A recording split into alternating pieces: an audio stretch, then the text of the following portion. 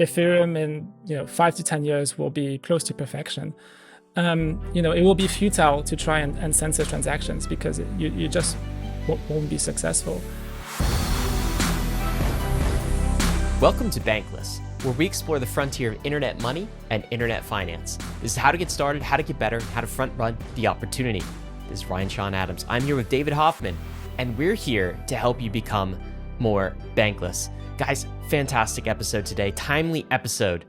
Uncensored Ethereum. The topic is censorship on Ethereum. Is it possible? We brought on Justin Drake, who's one of Ethereum's top researchers, to answer this question in detail. The question of how hard is it to actually censor Ethereum? A few benefits and takeaways for you today. Number one, is Ethereum really censorship resistant? We asked Justin this question. We find out where the weak points actually are. Number two, how do we preserve censorship resistance in Ethereum in the future? Justin talks about the roadmap towards doing this. He's bullish. Number three, weak censorship versus strong censorship. This is an essential mental model that Justin gives us for trying to understand censorship on Ethereum and how it can occur. And number four, how the community can censor the censors. This is the nuclear option. We talk about a social fork near the end and what this would mean and how it would play out and the dynamics behind it.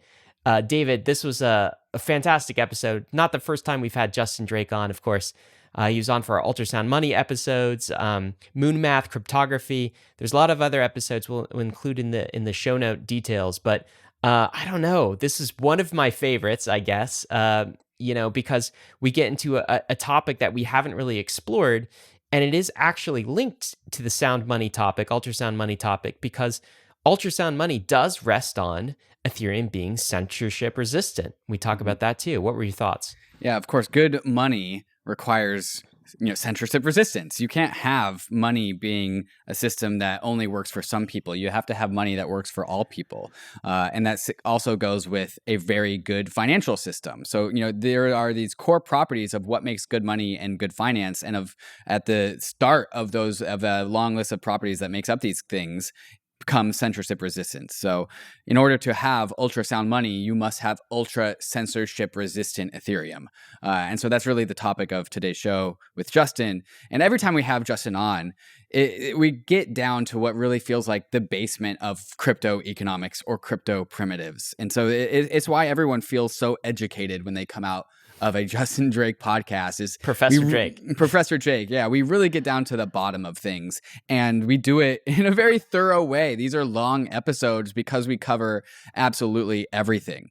And so I feel very educated coming out of this. I'm reading this book, Ryan, called the Code Book, and it's just a history of ciphers and cryptography before cryptography was really about just like codes. And it talks about this arms race between code breakers and code writers, and inevitably, the pendulum generally shifts towards the defenders, as in the code writers. And this is what cryptography has really instantiated ever since we invented it in the 60s and 70s, is that the power always shifts to the defenders. It's just a matter of, can the defenders come up with the mechanisms to keep themselves in power? And with blockchains and public key cryptography, we have these tools to put so much power in the hand of the defenders. And what that means is the individual, the people who are trying to remain censorship resistant and free from oppression. And so this is a line that Justin uses in the podcast, is that we have the core primitives to always put power in the hand of the defenders. And it's just about getting that power to everyone. And so this is a podcast that explores how we enable everyone in the world to become censorship resistant in money and finance. So listen to this episode with Professor Drake, and you tell us, do you think Ethereum can maintain its censorship resistance over the decades to come? Of course, premium subscribers, if you are a Bankless premium subscriber, make sure you stick around after the show for the debrief. That's David and I's opportunity to talk about the show that was. It's our raw, unfiltered thoughts to the Bankless Nation. We've got some thoughts on this episode. It was technically a very difficult episode to do. Yeah. If you are not a Bankless Premium member, go click that link and upgrade, and you can get access to that podcast as well. Well, let's get right into it with Justin. But before we do, we want to thank the sponsors that made this episode possible. Lens Protocol is an open source tech stack for building decentralized social media applications. It is the new era for social media. We all have toxic relationships with our Web 2 apps. We want to break up with them, but we can't.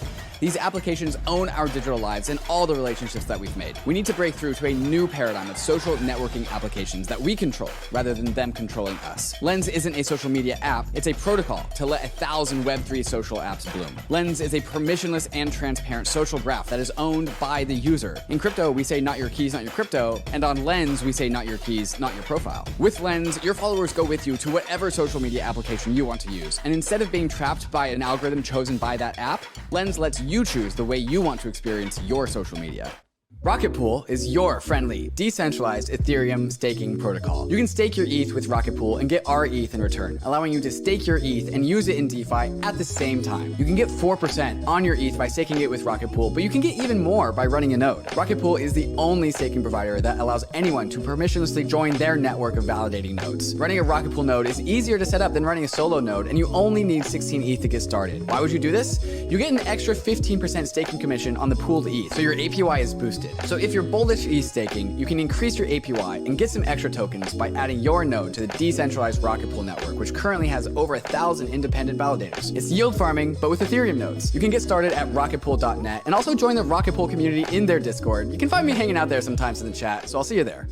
ARBITRUM is an Ethereum Layer 2 scaling solution that is going to completely change how we use DeFi and NFTs. Some of the coolest new NFT collections have chosen ARBITRUM as their home, while DeFi protocols continue to see increased liquidity and usage. You can now bridge straight into ARBITRUM from more than 10 different exchanges, including Binance, FTX, Huobi, and Crypto.com. Once on ARBITRUM, you'll enjoy fast transactions with cheap fees, allowing you to explore new frontiers of the crypto universe. New to ARBITRUM, for a limited time, you can get ARBITRUM NFTs designed by the famous artists Ratwell and Sugoi for joining the ARBITRUM Odyssey. The Odyssey is an 8-week-long event where you complete on-chain activities and receive a free NFT as a reward. Find out more by visiting the Discord at discord.gg/ARBITRUM. You can also bridge your assets to ARBITRUM at bridge.arbitrum.io and access all of ARBITRUM's apps at portal.arbitrum.one in order to experience DeFi and NFTs the way it was always meant to be: fast, cheap, secure, and friction-free.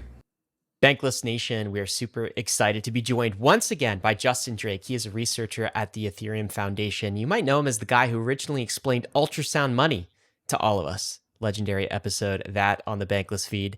But of course, you can't have ultrasound money without censorship resistance.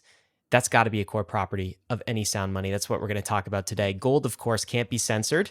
That's why it's been held up as sound money throughout the ages. And our sound money currencies have to be, cryptocurrencies have to be censorship resistant too. And now, as we introduced Justin, of course, there's recent talk that Ethereum can be censored. It's been in the headlines lately. There's talk that proof of stake is a vector for increased Ethereum censorship, that all it takes is a government agency to sanction a few addresses and Ethereum censorship resistance will be brought to its knees. That is the topic we're going to discuss with Justin today. Justin, welcome back to Bankless. Thanks for having me. So here's what I think people want to know. I know we're going to come about these questions from a very bottom-up approach and base principles approach, but I'm going to just set this out for the listener. I think what people want to know is, how hard is it to censor Ethereum today? How can we design Ethereum to make that harder, more censorship resistant? And how does all this compare to other cryptocurrencies? So we're going to get into all of those questions, not sequentially, but that is the thrust and the theme of this episode. Justin, you ready to dig in? Let's do it. Okay, why don't we start with some foundations, the basics here. Why is censorship resistance an important topic in crypto? And what is it? Right. So censorship resistance is this idea that transactions that are valid and paying transaction fees should get included on chain. And one of the reasons why it's important is because of this kind of mimetic chain. Basically, censorship resistance is required for credible neutrality. Credible neutrality is required for legitimacy, and legitimacy is required for monetary premium. And monetary premium is required, it has actual utility because it leads to economic security with staking, and it also leads to economic bandwidth when you start using ETH as collateral money in the context of DeFi. And so if you start, attacking or weakening your censorship resistance, then everything starts to crumble apart, and Ethereum no longer can fulfill its mission of being the settlement layer for the internet of value, because you need trillions of dollars of economic security and you need trillions of dollars of economic bandwidth, and you can only get that with censorship resistance.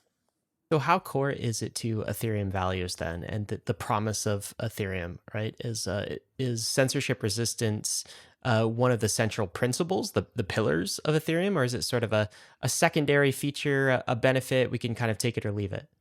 Right. So the way that I think of it is as a pillar to credible neutrality. And there's kind of three pillars to credible neutrality. One is censorship resistance. The other one is actually scalability. And the reason is, if you want a platform which is going to be the settlement layer for the internet of value, it can't just cater for the 1%, the rich. It needs to be, credibly neutral to the whole world, and that's something we're working on. And then the third pillar to credible neutrality is full programmability, basically Turing completeness. Because once you've reached that escape velocity with programmability, you can cater for any application without any bias within the context of the internet of value. You're not, programming in a very specific application with all sorts of unintended consequences down the line. And obviously Ethereum has the third pillar of credible neutrality. We're working on the second one, which is scalability, and I think it has a huge head start on the first one, which is censorship resistance. And I think that really illustrates why this concept of censorship or censorship resistance in the crypto space is core to the ethos of this whole entire experiment. The through line I hear between all of those three pillars is something like inclusion or accessibility, where if we generate a crypto system, a blockchain that only includes the people that can pay for the most expensive transactions, then we are discluding the rest of the world. And then the rest of the world will reject that system because they're forced to. They can't participate in that. So that system is not inclusive of them. And when we talk about censorship resistance, we're really talking about, is everyone included? And if we have two competing systems, like two versions of Ethereum, and one is including more people than the other, the version of Ethereum that includes more people is going to be adopted and considered legitimate by the world. And so I really think this inclusion idea is really, really important to run through as we talk about censorship resistance. Is that a fair shelling point to focus on, Justin? Exactly. And it can be summarized in two words: equal access. Certainly. And can we talk about just let's define censorship. What does to censor mean inside of the context of crypto? Right. So censorship, can be hard to define because, you might want to take the perspective of the censorer. But it turns out that in Ethereum specifically, we have an extremely clean definition, which I call economic censorship. And one of the nice things about this definition is that it doesn't involve any humans. It just looks at open and free and efficient markets. And basically it states that if you have a transaction which is valid and which is paying the base fee, and it can be included in the next block, meaning that the next block is going to have some unused gas, then if it's not included in that next block, it's being economically censored. So there's no kind of economic reason for someone to be censoring a transaction. A purely rational actor who wants to maximize fees will include that transaction because it's a valid fee-paying transaction and there is block space available. And the reason why I'd say it's unique to Ethereum is because we have EIP 1559. And one of the things that EIP 1559 gives us is this idea of a dynamic block size. So we have a gas limit, which is 2 times the gas target. So the gas target is 15 million gas. The gas limit is 30 million gas. And what that means in practice is that the vast majority of blocks have unused gas. And so if you're seeing simultaneously two things, one, unused gas, and two, a transaction which is pending in the mempool and could have been consuming this unused gas, then you have kind of a mechanism to detect the censorship. And so what you're saying is that there is an objective way to see if there is censorship or not. This is not like, oh, I feel like I'm being censored. Like, no. Like there is a binary outcome of like, yes, this is censorship versus no, this is not censorship. Exactly. And it's something that, machines can detect. Is there censorship? Yes or no? And it's something that we can set up, alerts for. So if there is censorship, then everyone within the community can get alerted, very, very quickly through automatic notifications. How does it feel for a user to be economically censored? Like, what is the user experience of that? And I'm imagining a few things. So if you're censored, let's say I want to send some ETH or a token to a censored address. I can never complete that transaction. Validators, miners never pick it up because my transaction is being censored. Is that one way a user might experience it? Maybe another way is I can't complete a transaction on this censored dApp or this set of smart contracts because the miners or the validators never actually process it. Is that how a user would experience it, or put us in the shoes of a user and tell us what censorship looks like at that level? Right. So it turns out that there's two very different types of censorship. Type 1 is what I call weak censorship. Is this idea that transactions do get included on chain, but they get included with a delay. And the reason is because some of the blocks, a fraction of the blocks, are not including that transaction. And so let's just take a few examples. Let's imagine, for example, that 90% of the blocks are censoring. That means that your average block time is going to grow from 1 slot to 10 slots. And if your each slot perceived average block time, right? Well, no, the actual average block time, the time it takes for your transaction to get included on chain. I guess I should call it inclusion time, not actual block time. Okay, cool. So the inclusion time will be 10 slots, which is 120 seconds, which is 2 minutes. And so, it's a UX degradation. It's not too bad in the sense that it's still 5 times faster than Bitcoin, which has 10 minutes average block times, but it's still not ideal. And then there's this other form of censorship, which is strong censorship. And this is the really, really bad stuff, is when your transaction just never gets included on chain. And this, instead of being rooted in block proposals, which are censoring, it's actually rooted in attestations. And it's a form of 51% attack, where the economic majority is, through attestations, effectively completely censoring certain types of transactions from going on chain. And here, it's much worse than a UX degradation. It could be like just the total inability to use a transaction, a specific type of contract, for example. So let's say you have deposited, some ETH or some other asset in a smart contract, and you're censored from being able to withdraw. You've effectively lost your money. That could be one of the worst cases from the point of view. Wow, I didn't even think about that possibility. Justin, can you define attestations? I think that might be a new word for listeners. It's like how do we fit this idea of attestations into previously existing models that listeners might have? Right. So Ethereum today, the proof of work Ethereum and Bitcoin bundle two separate roles. They bundle proposing and attesting. Now, on the beacon chain, we've separated this role. So we have two roles, the proposers and the attesters. What the proposers do is that they include blocks on chain. Okay, fairly simple. What the attesters do is that they will basically vote for what they think is the tip of the chain. And so they participate in the fork choice rule. And so if you have a majority of attesters that are voting for a specific chain, then that will be the dominant one. It will win the fork choice rule. And so what the attesters can do is basically only vote on blocks that don't contain a certain type of transaction, thereby completely and utterly filtering out this type of transaction from Ethereum itself. So if we are living in a paradigm where Ethereum has fallen victim to censorship, we are perhaps like a proposer proposes a transaction that has a bunch of Tornado Cash transactions in it.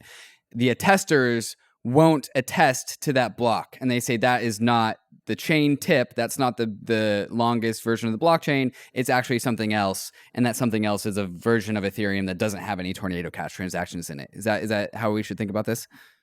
Exactly.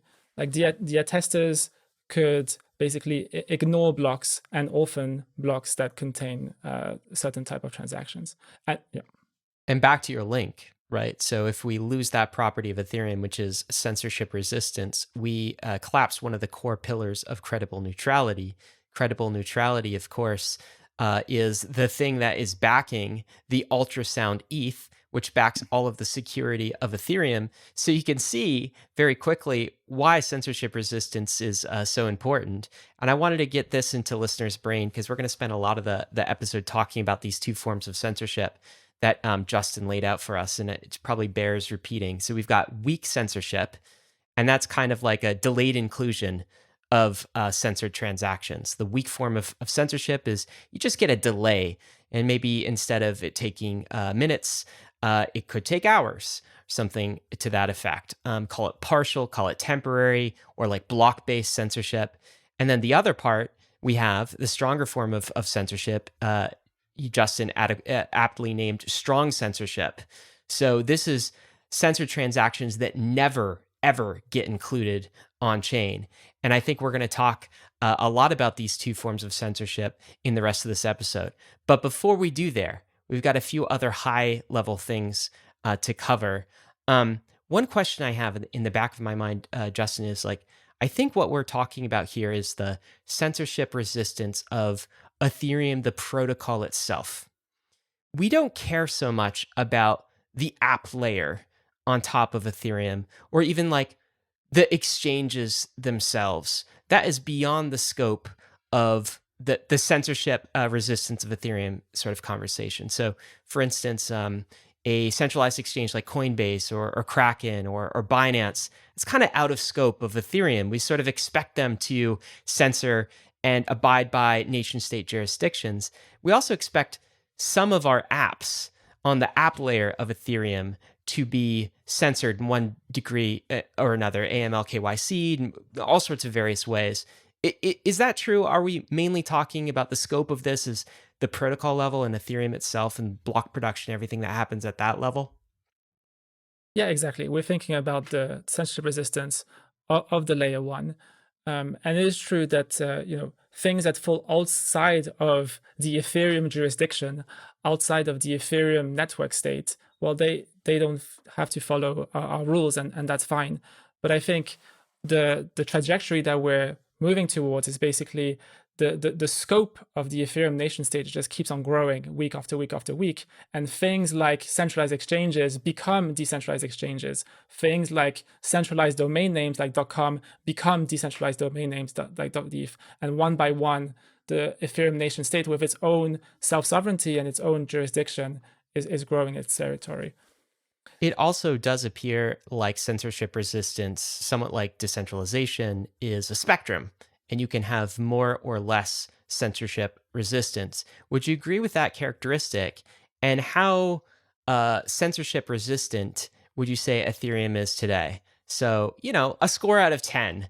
Are we hitting like a 6, a 7, an 8? I assume we're not 10 because nothing is 10. Like 10 is perfection. But like, give us a sense for how well Ethereum ranks on that score and whether it is indeed a spectrum. Right. So I guess for weak censorship, it can be a spectrum because it basically depends on the fraction of blocks that are basically censoring.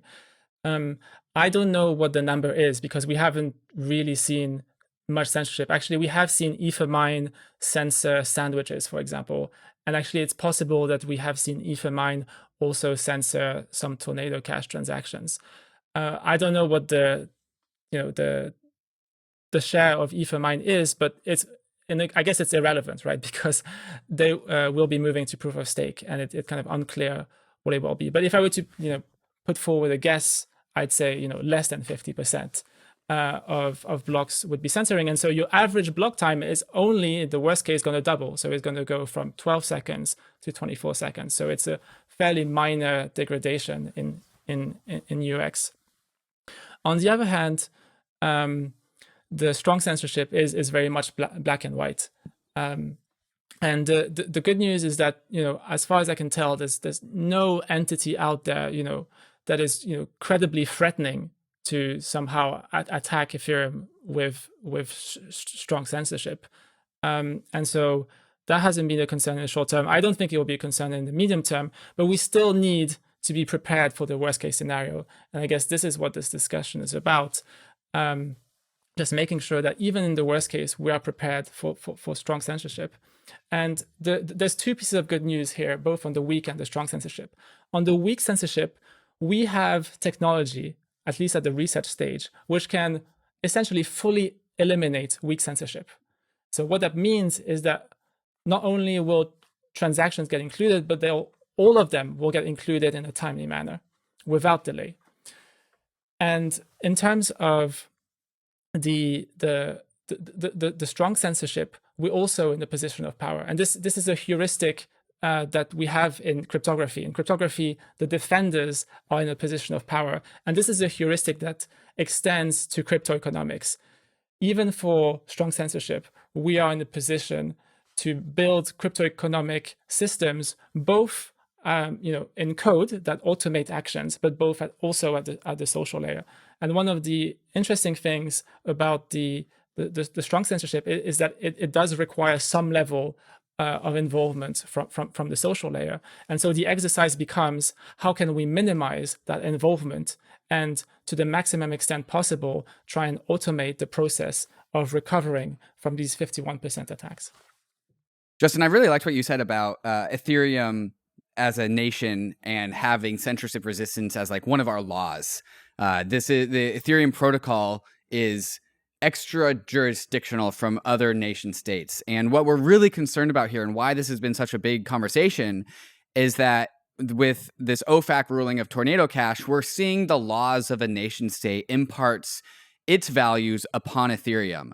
And that is really chipping away at the self-sovereignty of the Ethereum protocol. But what we're saying here, what you're saying here is that no, Ethereum as a nation has its own values, its own laws that are independent and sovereign from other nation states. And we actually have the tools and mechanisms in like ready to go, maybe not today, but soon, TM, to enshrine Ethereum's values of censorship resistance at the protocol level. Is that a fair way of describing this? Exactly. And as I was saying, we had some internet issues. Weak censorship, we can fully solve with just technology. And so that can be something of the past where every transaction can be included in a timely manner. And similar thing with strong censorship. We can be in a position where technology brings us to a point where the involvement of the social layer to recover from 51% attacks is actually fairly minimal. Yeah, so this is all about enshrining these values of censorship resistance into the protocol as deeply as possible. And Justin, I just want to do this one more time, defining strong and weak censorship, just one last model to really get this into listeners' heads. And also, I want to check my own reasoning on this.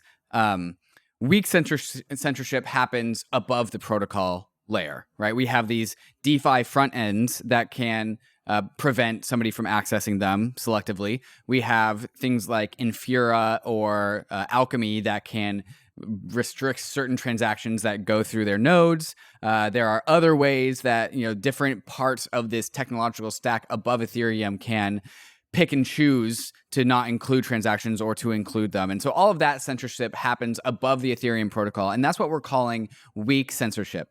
And then there's actual censorship at the protocol level, at the Ethereum protocol. And that's what we're calling strong censorship. Is this a good way to define these things? Yeah, so I guess one thing worth mentioning for weak censorship is that there's actually several types of participants. There's the interfaces, which are far from the layer one, and then there's kind of the builders, which are maybe slightly closer to the layer one, and then you have the actual proposers, which are basically validators, layer one participants. So for weak censorship, you do have a spectrum, and part of the strategy that we're taking is to try and enshrine more and more of the block building process into layer one. And so, for example, with Enshrine PBS, builders have more of a native role. But philosophically, I do agree with you that with weak censorship, you could argue that it's not Ethereum itself that is censoring. Instead, it's individual participants in their own, nation-state jurisdictions that are doing the censorship. On the other hand, for strong censorship, when you do get to this critical threshold of 50% of the attestations, then yes, you can argue that Ethereum itself is censoring. And the reason is that the amalgamation of all these individual participants, which might be subject to the constraints of their own jurisdictions, as an aggregate, they now have control over the machine consensus, and they can control Ethereum at this machine consensus level. And the reason why I specify machine is because there's actually two layers to consensus. One is the machine layer consensus, and the other one is the social consensus. And even though the machine layer consensus could be compromised, that doesn't mean that the social layer has to be compromised. And this is where the social layer can come in and basically do a reboot, a recovery of the machine consensus. All right, so I think one last thing before we get into the details of how to fix both strong and weak censorship, if we want to address some of the crypto critics who are listening to this, maybe it's their first time, and they're asking themselves, okay, so why are the crypto people so obsessed with censorship resistance in the first place? Like, in the majority of cases, aren't we censoring North Korea? Aren't we censoring the bad guys? Aren't we censoring the Russian oligarchs? My take on this and the case for credible neutrality is, we want to partake in a system where if we were not the rule setter, we would still be fine partaking in that system. So it's one thing if America is censoring, North Korea or other bad actors, terrorists, Russian oligarchs. But what if China was in control of the Ethereum network and they started censoring NBA players who were speaking out against Hong Kong, for instance?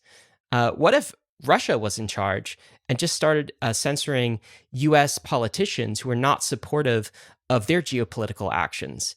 You could see why credible neutrality is a desirable property, even at the nation state level, because they want to all collectively participate in a system where no one geopolitically can bend the rules. And that's what we have with protocols like TCP/IP and the internet right now, pre kind of balkanization of the internet. That's why censorship resistance is a desirable property, because it makes no geopolitical it has no geopolitical bias. It doesn't make a decision as to whether this group of actors should be censored or that group of actors should be censored.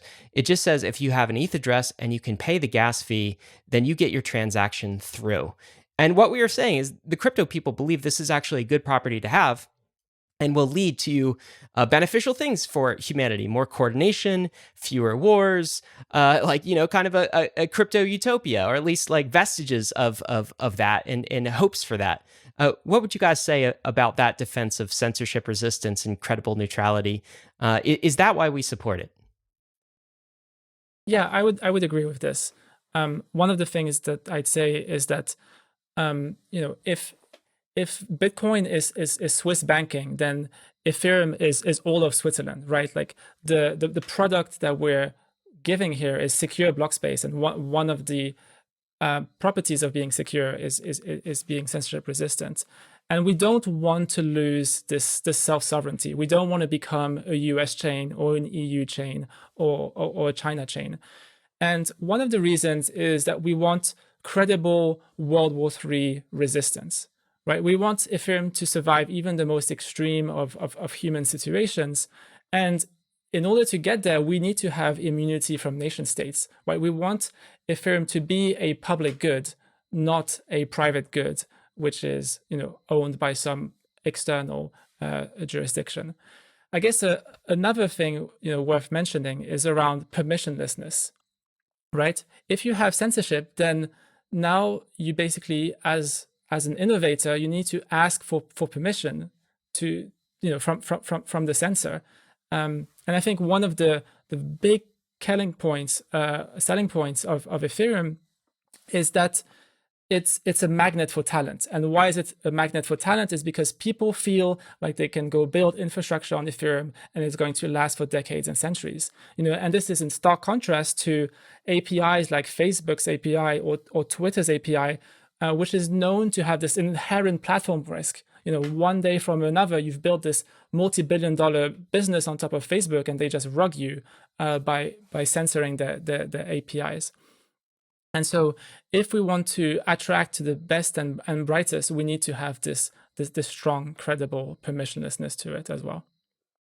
So Justin, let's go ahead and start to get into some of the solutions that we have in the Ethereum ecosystem for some of these various flavors of censorship. And we'll start with weak censorship first and talk about all the mechanisms that we have to prevent and eliminate weak censorship, and then we'll go to strong censorship later.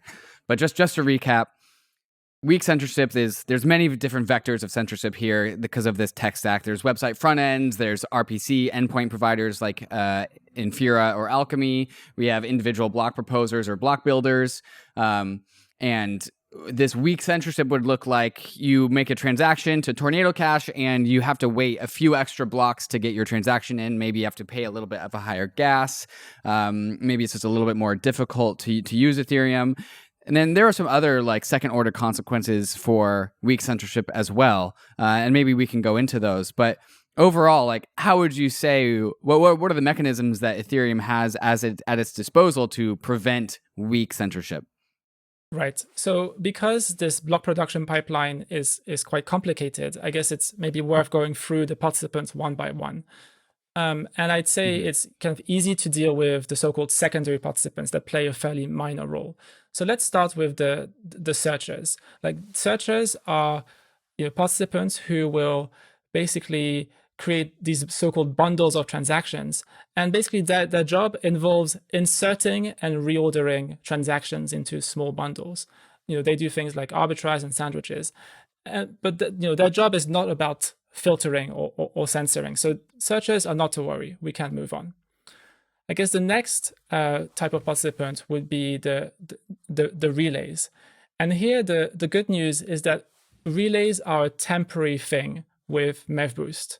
Once we have so-called enshrined proposer builder separation, enshrined PBS, we no longer have the relays. And so what might be a short-term censorship vector won't be in the long term. And realistically, we'd be looking at, let's say, 18 months, after the merge, at least for enshrined PBS to come in. But it can be prioritized if necessary. What you're saying is, from a relays perspective, once we have protocol builder separation enshrined in the protocol, then relays are no longer a vector for censorship. But that change is coming maybe not next hard fork, but the hard fork after, let's call it, which could be like 18 months plus away. And so in that window of time, we do have a censorship vector for relays, but longer term, you're not concerned about it because of protocol builder separation. That's already on the roadmap. That's already, we have a defined solution to that. We just need to implement it. Am I getting that correct? That's correct. And there's another piece of good news, is that for the relays, we benefit from what's called an honest or non-censoring minority. We just need one or a few relays to be non-censoring, and that's enough. And the reason is that it gives the option to proposers who don't want to censor to be using these non-censoring relays. And one of the events that happened recently with Flashbots is that they open sourced their relays. And so that gives anyone in the world the ability to just spin up a server and not have the censorship as part of the relay node. So go on to the next part of the stack? Yeah, sure. So that would be interfaces. And I'm thinking here things like MetaMask and Aave.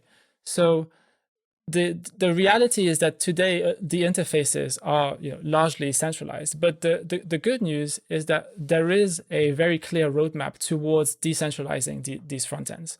So if you take MetaMask, for example, really what we want to be having is an in-browser like client.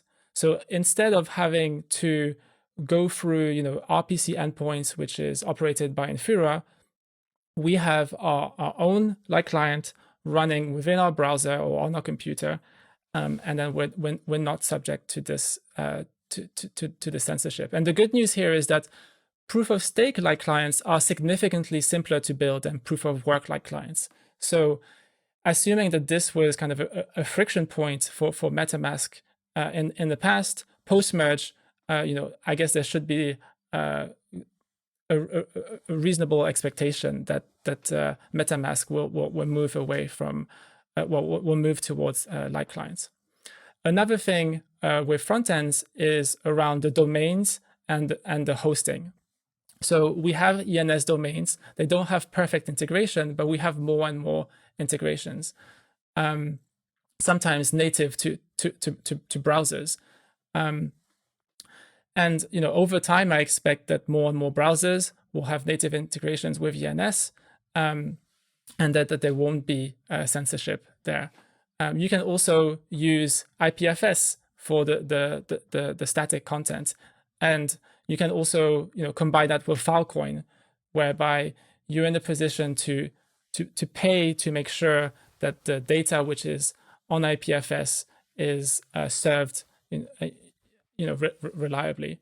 And in terms of the dynamic content, this is more ambitious than static content, but there are projects like the Graph, for example, that have this ambition to process and index Web3 and do so in a decentralized fashion so that you don't have censorship. And I think what will happen is that basically there will be incremental improvements to decentralization for these front ends over time. Okay, so from the front end perspective, the interfaces perspective, the Ethereum solution would be, we've got light clients for something like MetaMask, and then we have also something like ENS for domain names, and then we have decentralized storage providers like IPFS and Filecoin. And so all of these are being worked on. And then also from a data indexing perspective, we have solutions like the Graph. And you think through this kind of cocktail of solutions, we can be in a much better place from an interface perspective to not be decentralized. I've also seen like some teams like Uniswap, for example, basically open source their entire front end, so someone else could run it. So you could run this in a maybe a different jurisdiction without the same censorship issues. Does that help solve it as well? Yeah, exactly. And I think there's actually maybe an opportunity for a DAO to come forward and curate and maintain this decentralized set of front ends, most of which are open source. And so, as you said, it's very easy to copy and just remove the censorship.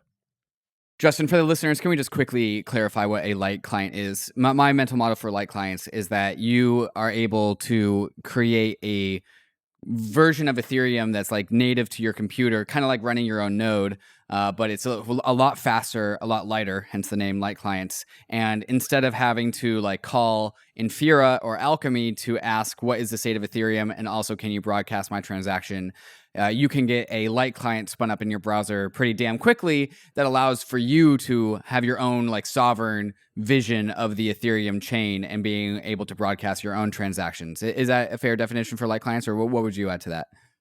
Exactly. So there's kind of two components to a light client. The first one is figuring out what the tip of the chain is. And here for proof of stake, we have what are called sync committees. And the reason they're called sync committees is that they help you sync up to the chain as a light client. And this is ultra lightweight in the sense that you have to download a few aggregated BLS signatures, verify them, and then ta-da, you're kind of synced up to the head of the chain. The other aspect of light clients, once you are aware of the head, is to basically make queries. So light clients have the ability to read the full state of Ethereum and make arbitrary queries, at least fairly simple queries. And the way that you do that is by asking other full nodes that are willing to serve these light client queries. So instead of making requests to Infura, you could make a request to any full node that is accepting of light client queries. And so long as you have a few non-censoring full nodes that are answering these queries, then you have censorship resistance.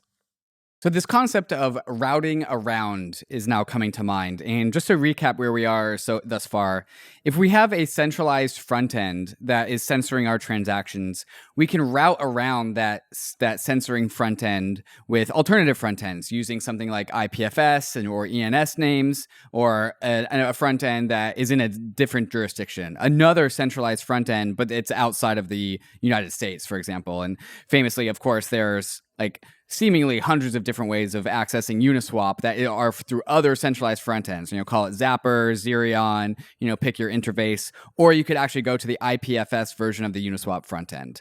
And so if the Uniswap front end is banning you, there are many, many different ways to route around that front end. And so that's one way to get around censorship.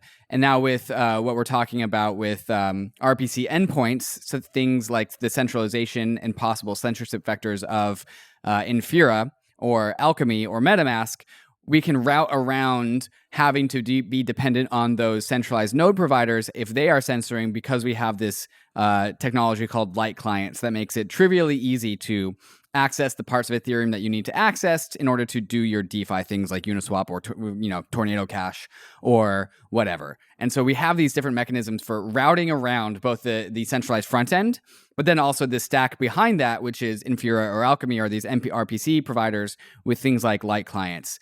Justin, let's keep on going down the stack a little bit deeper to proposers and builders, people that actually put our transactions into blocks. How do we get around censorship, potential censorship from these parties?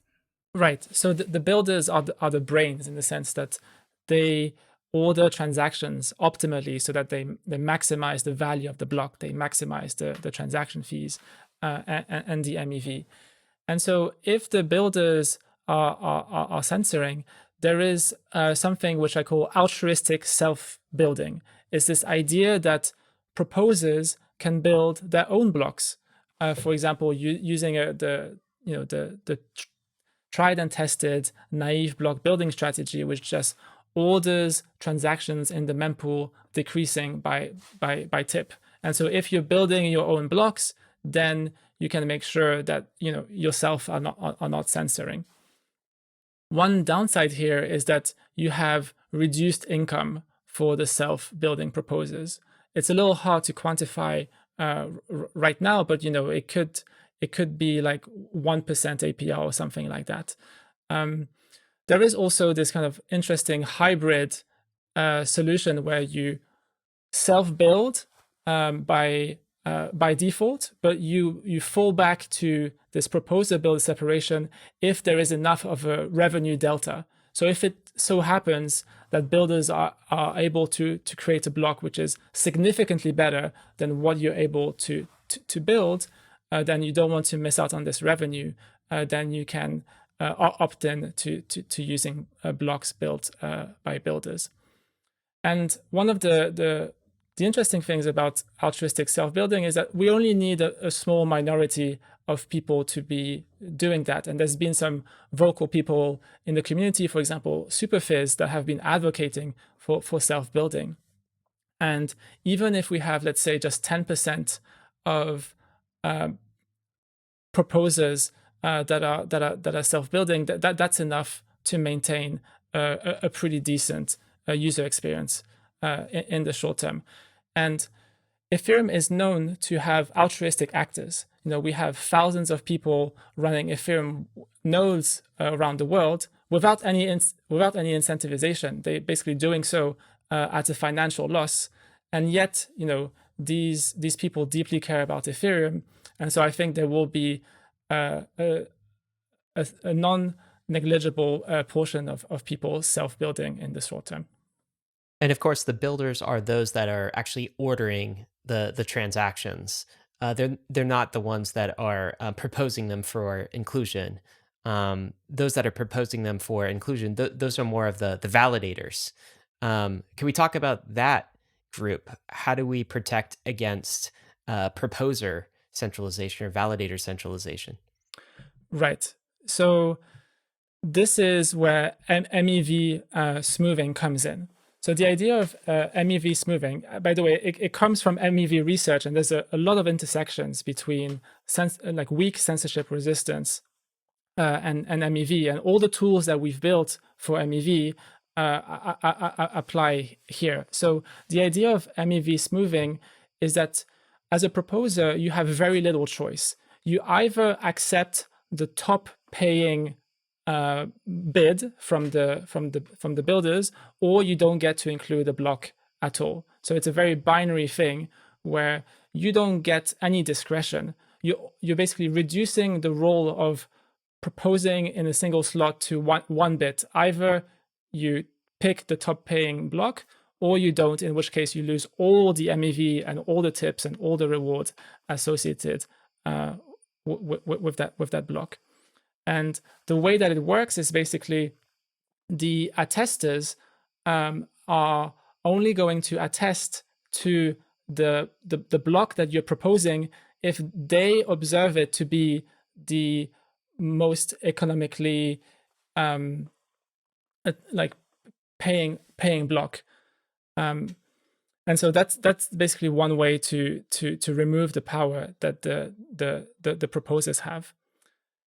And then there's another piece of technology which is known as censorship resistance lists or CR lists. Maybe there's some better names, for example, transaction inclusion lists or padding transactions. And the idea here is that it's a mechanism to fight against the builders without having to incur a financial loss. And the way that it works is that as a proposer, I am going to put forward some transactions that I think are being censored. And these transactions must be included in blocks that are not full. So basically, you're constraining the builder to build blocks that must include these transactions if indeed these blocks are not full. And as we know, most of the blocks with EIP 1559 are not full. Roughly 80% of the blocks have at least 1 million gas, which is unused.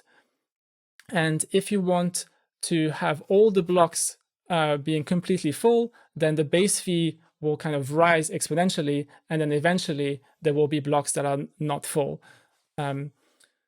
So this is a way basically for proposers to simultaneously have the benefits of proposer-builder separation, basically have the maximum income that you can get, while at the same time being able to force through some transactions that you believe are being censored. And so at this point in the stack, we're pretty deep in the weak censorship part of Ethereum. So like we're much deeper than front ends. We're well deeper than like Infura. And so now we're at the point of like the mempool, and we're starting to talk about mechanisms that that force block proposers and block producers to include transactions that are in a list into the actual blockchain. How can we go through how does it actually become forced? It's like, how does that enforcement happen of block proposers must include these transactions in this CR list, this censorship resistant list? How does that happen? Right. So the way that it works is that before the slot of the proposer has the opportunity to advertise transactions that they think are being censored. And basically, it's a constraint to the builders. And the proposers are basically saying, please build blocks with this constraint that you must include these transactions. If you don't include these transactions, then your block is not even valid and won't make it on chain.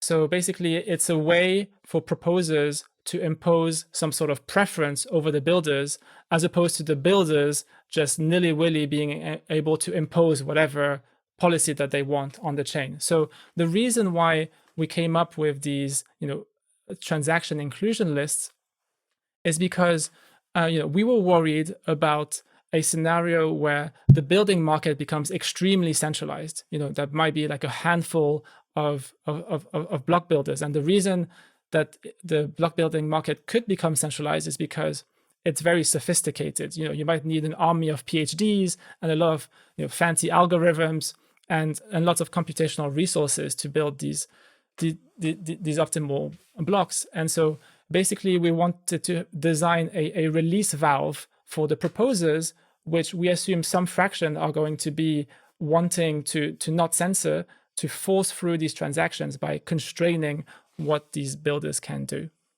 And so listeners who read my article not too long ago titled like the Ethereum watershed will be familiar with this flow, but there's a very specific flow of transaction inclusion in the future Ethereum. And Justin's already talked about the idea of searchers, and that's where this flow starts. You have MEV searchers that bundle up a bunch of transactions into a bundle. Then you have block builders who add all these bundles together to build a block. And that makes it really easy for block proposers, who are also called Ethereum stakers.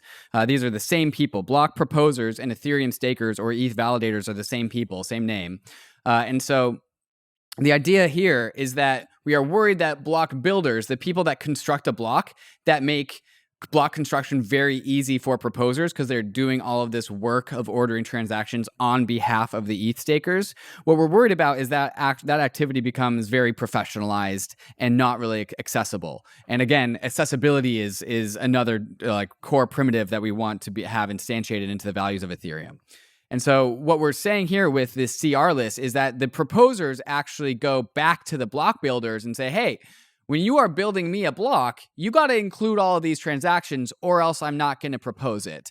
And so it puts the power into the hands of the ETH stakers, who are designed as an entity, as a cohort of people, to be much more decentralized than block builders. And so we have the possibility of solo stakers. You just run your own node, stake your own 32 ETH. And these people have the power over perhaps centralized block builders and say, hey, it's great that you can build me blocks, but you got to build me blocks with these transactions in it, or else I'm not going to accept that block.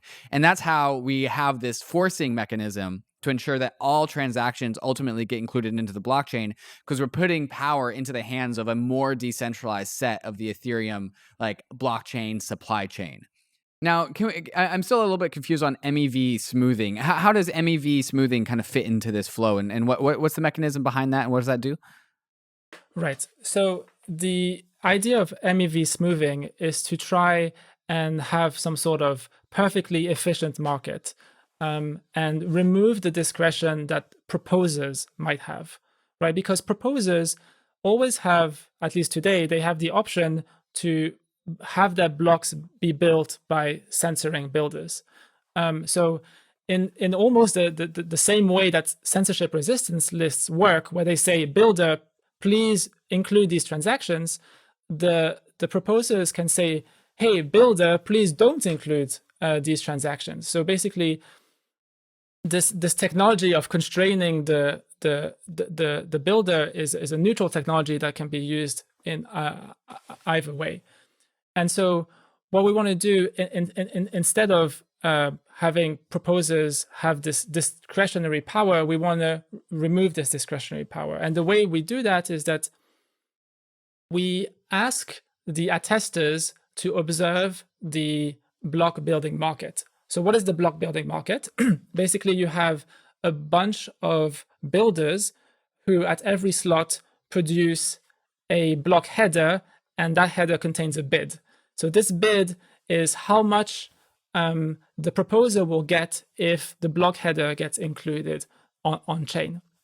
And so basically what we're asking attesters to do is to find the top paying bid and only attest if the proposer has included that top paying bid.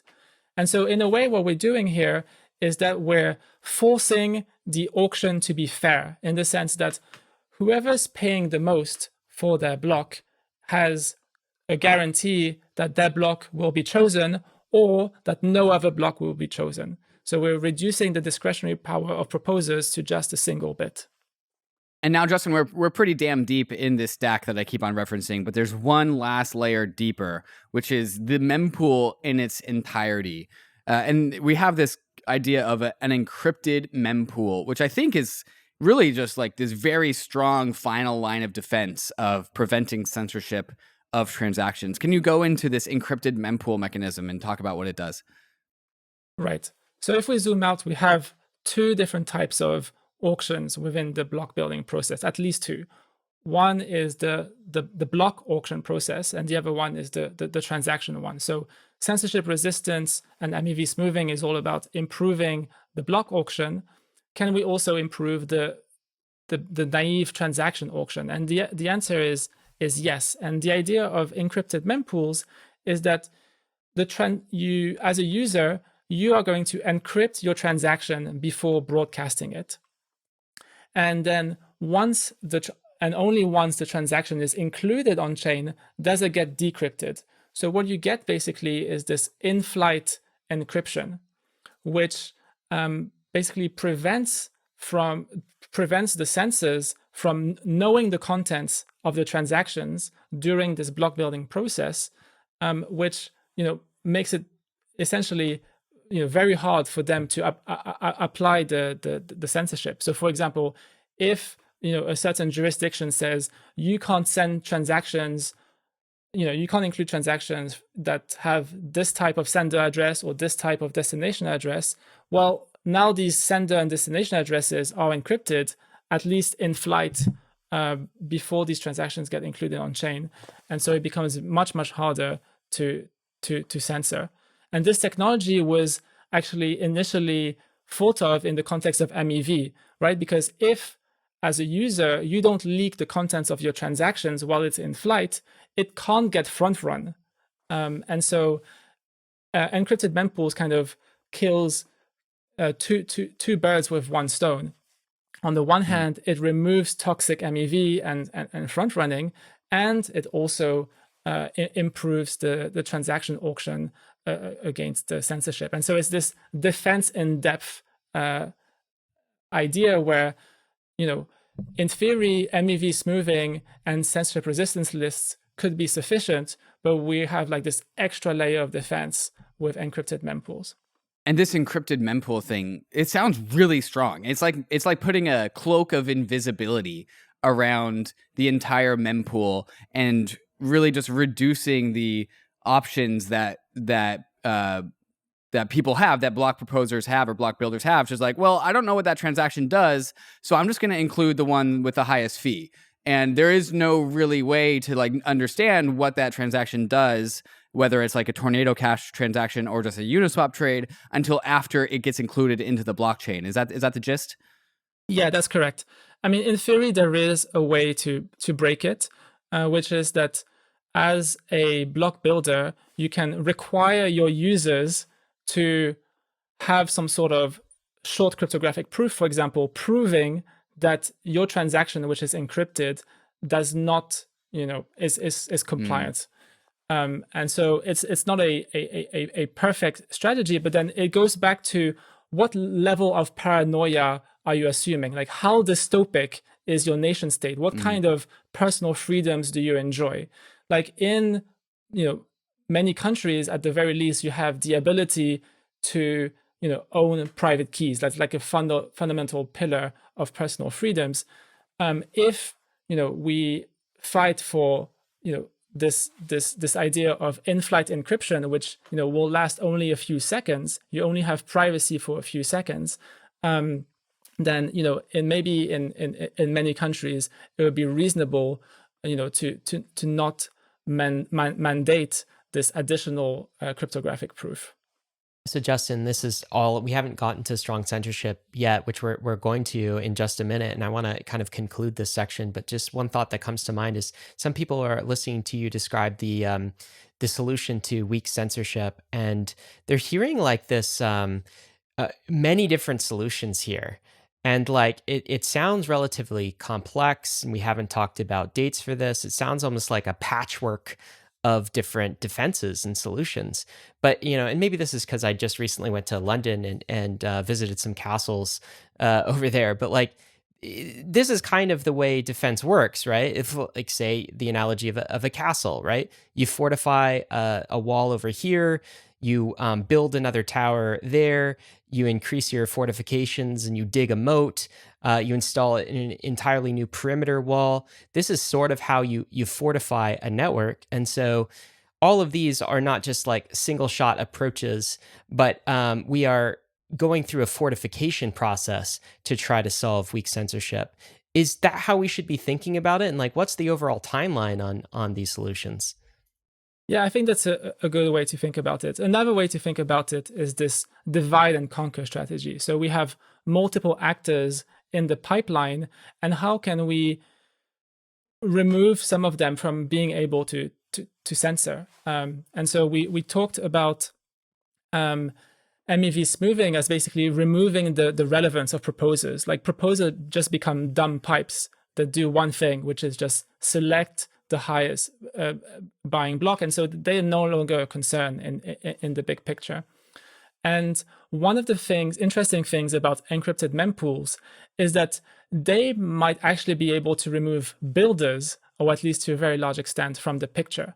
And the reason is that the vast majority of transactions can be encrypted. And so it just looks like white noise. And so the naive way to build a block, which is just to look at the pool of encrypted transactions and order them by tip, could just work just fine from a validator on a Raspberry Pi that's self-building. There's no need for sophistication there. And so my guess is that for the vast majority of transactions, let's say 95% of the transactions, we won't need a builder and they will be self-built.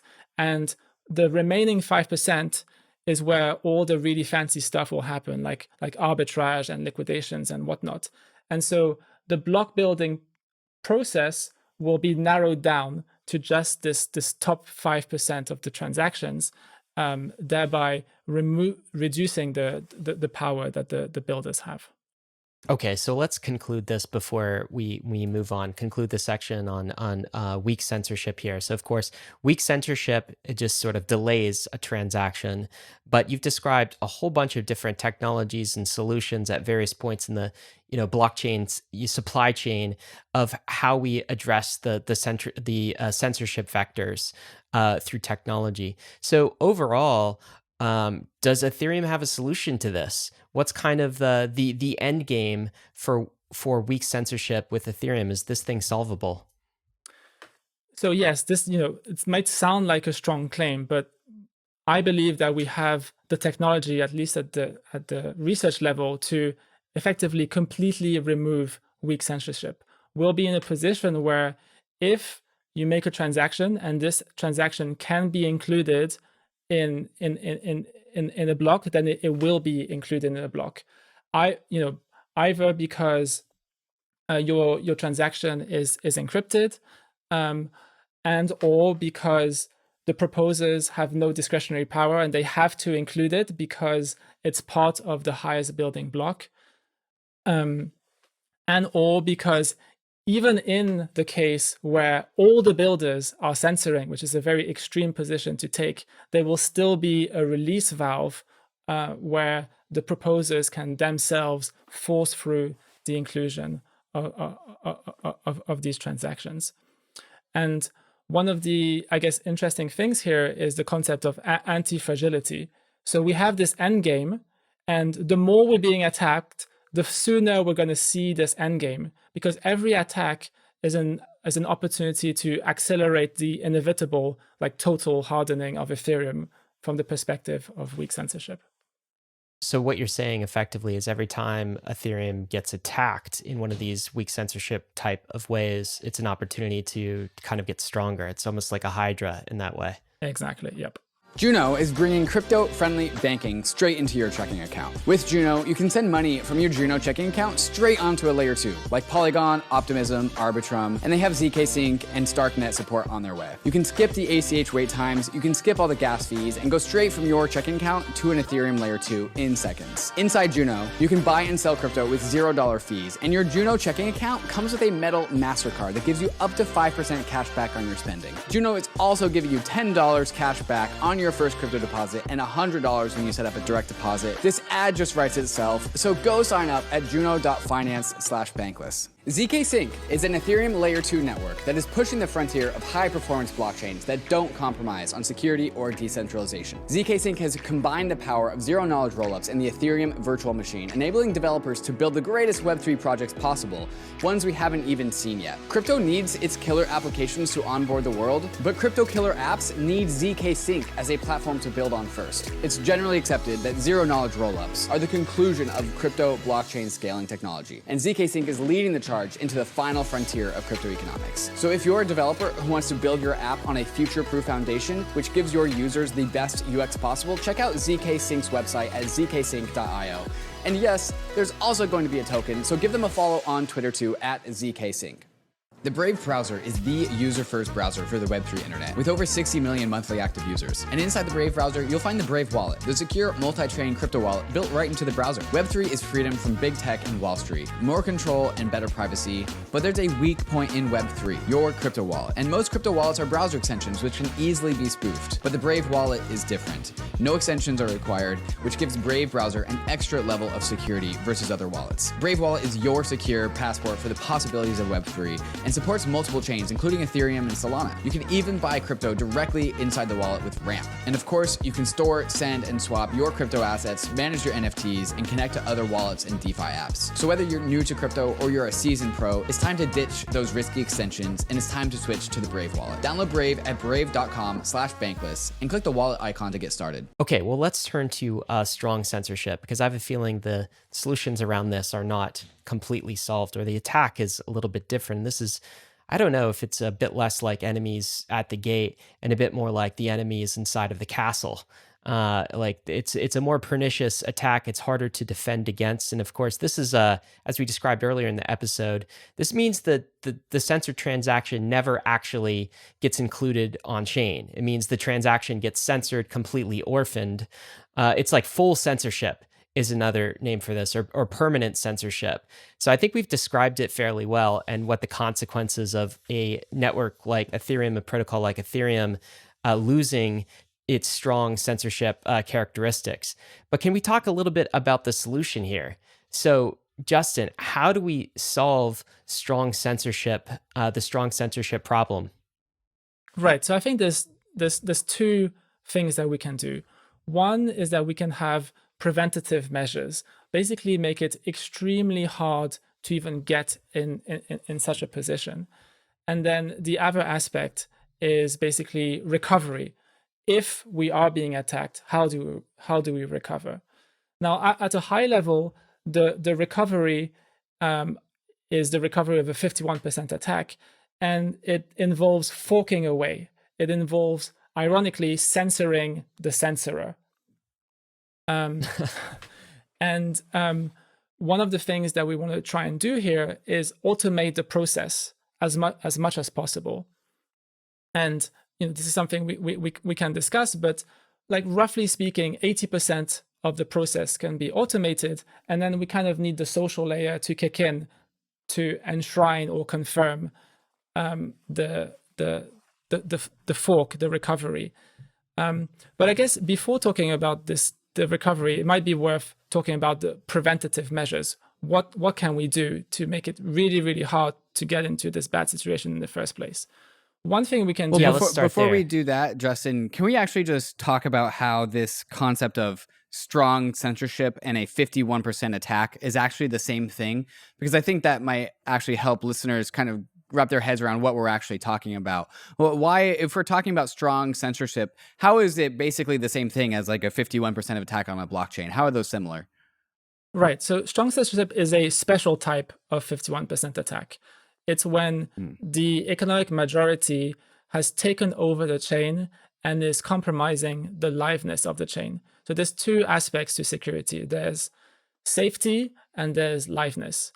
The good news with safety is that we have the so-called finality gadget, which means that if there's a 51% attack, and the history is rewritten, then there's automatic slashing. So that's something that we can deal with completely automatically without any involvement from the social layer.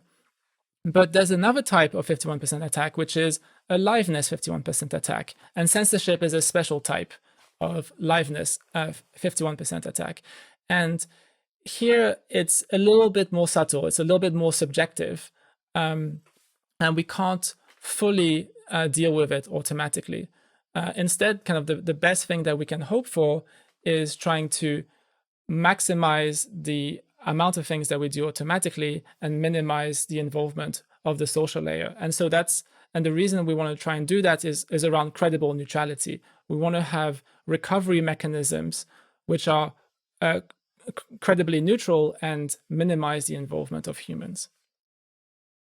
All right, so we got these two pieces here. We've got number one, the preventative measures we can take, just making this a very high bar to attack Ethereum. And then secondly, we have kind of the recovery piece of it. How can the community in a social, from a social layer perspective, censor the censor?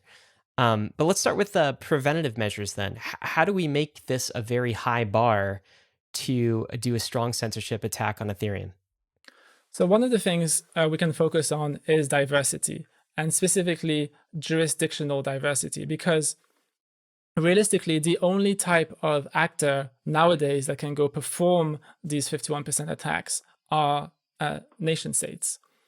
And so just like we've had this kind of battle at the social layer in terms of client diversity, with Prism originally having 70% of all the validators and now only having 35% of the validators, we can go through a similar process to try and improve jurisdictional diversity. And what that means is that we want validators to be operated from all sorts of jurisdictions. And just like we have clientdiversity.org, which has been tracking the diversity of the clients, we kind of need a similar website for jurisdictional diversity. We can also focus on operator diversity. So this is something quite related, and we have already a website for this called rated.network, which kind of gives you a breakdown of where the stake is from an operator standpoint. And we can also focus on similar things like geographical diversity. So we might want to spread the validators across 5 different continents, just in the same way that we have 5 different consensus clients, and we kind of spread out the stake. And Justin, you have to do all of that at the social layer, right? Like we can't design that in the protocol in any way. Exactly. So this is a social battle, and you can think of it as being a social shield, which is kind of invisible but there and playing a really crucial role.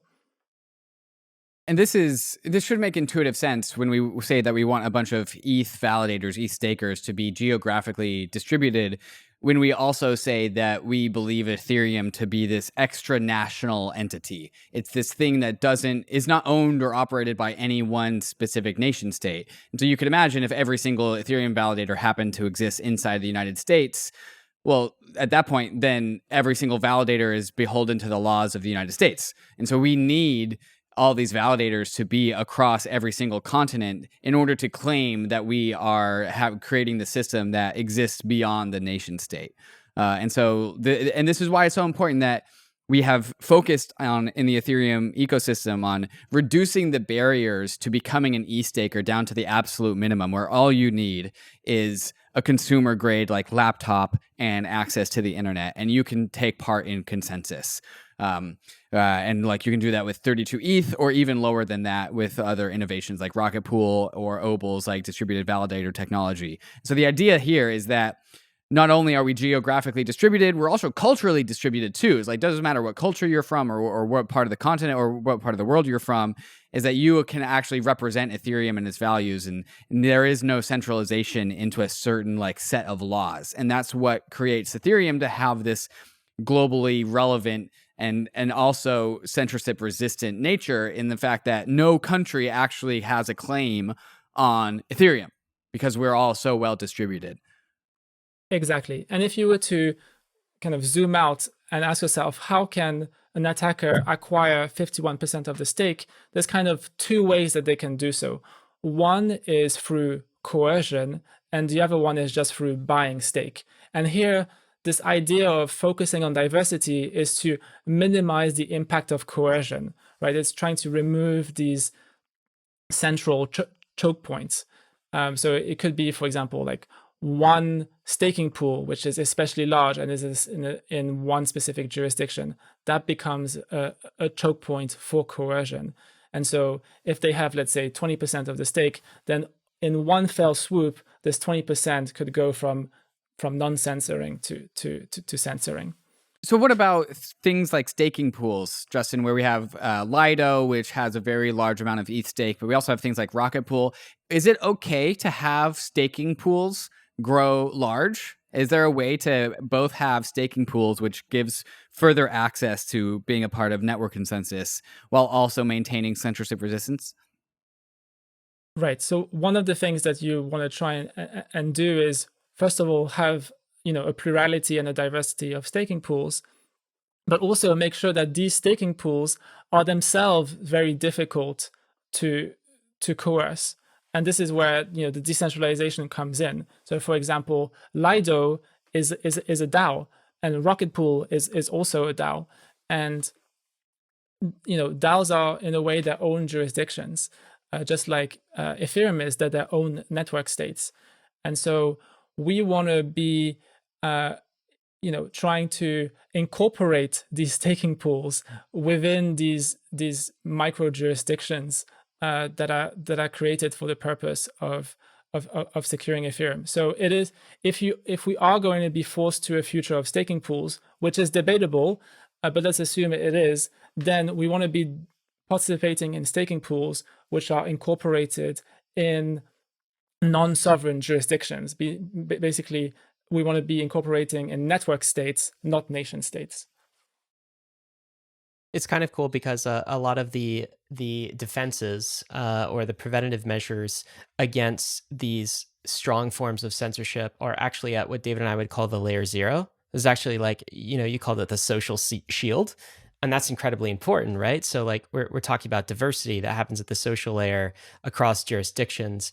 Also talking about an emphasis on solo versus pool staking wherever possible, making that easier. Getting into the mindset, not your keys, not your attestations. Just in the way we've gotten in the mindset of not your keys, not your coins. And so I think deterrence, social education is a huge part of this. And we also have like some legal groundwork that we can start to do, right? So we have lobbyists in Washington. There are other crypto lobby groups all around the world, the coin centers and such, and creating a culture around activist type of staking, right? So like it is your patriotic duty to the Ethereum nation state to stake. I think Bitcoiners in particular have done this very well with like running Bitcoin nodes. And I think we need to foster that sort of culture in Ethereum. But these are all of our defenses and preventative measures against strong forms of censorship attack here. It's all at the social layer, isn't it? Yes, exactly. And activist staking is interesting. Basically, it's this idea that we can try and rebalance stake in order to make sure that we don't get in a bad position in the first place. So you can try and restake, for example. Once withdrawals are enabled, you can take your stake from one place and point it to another place.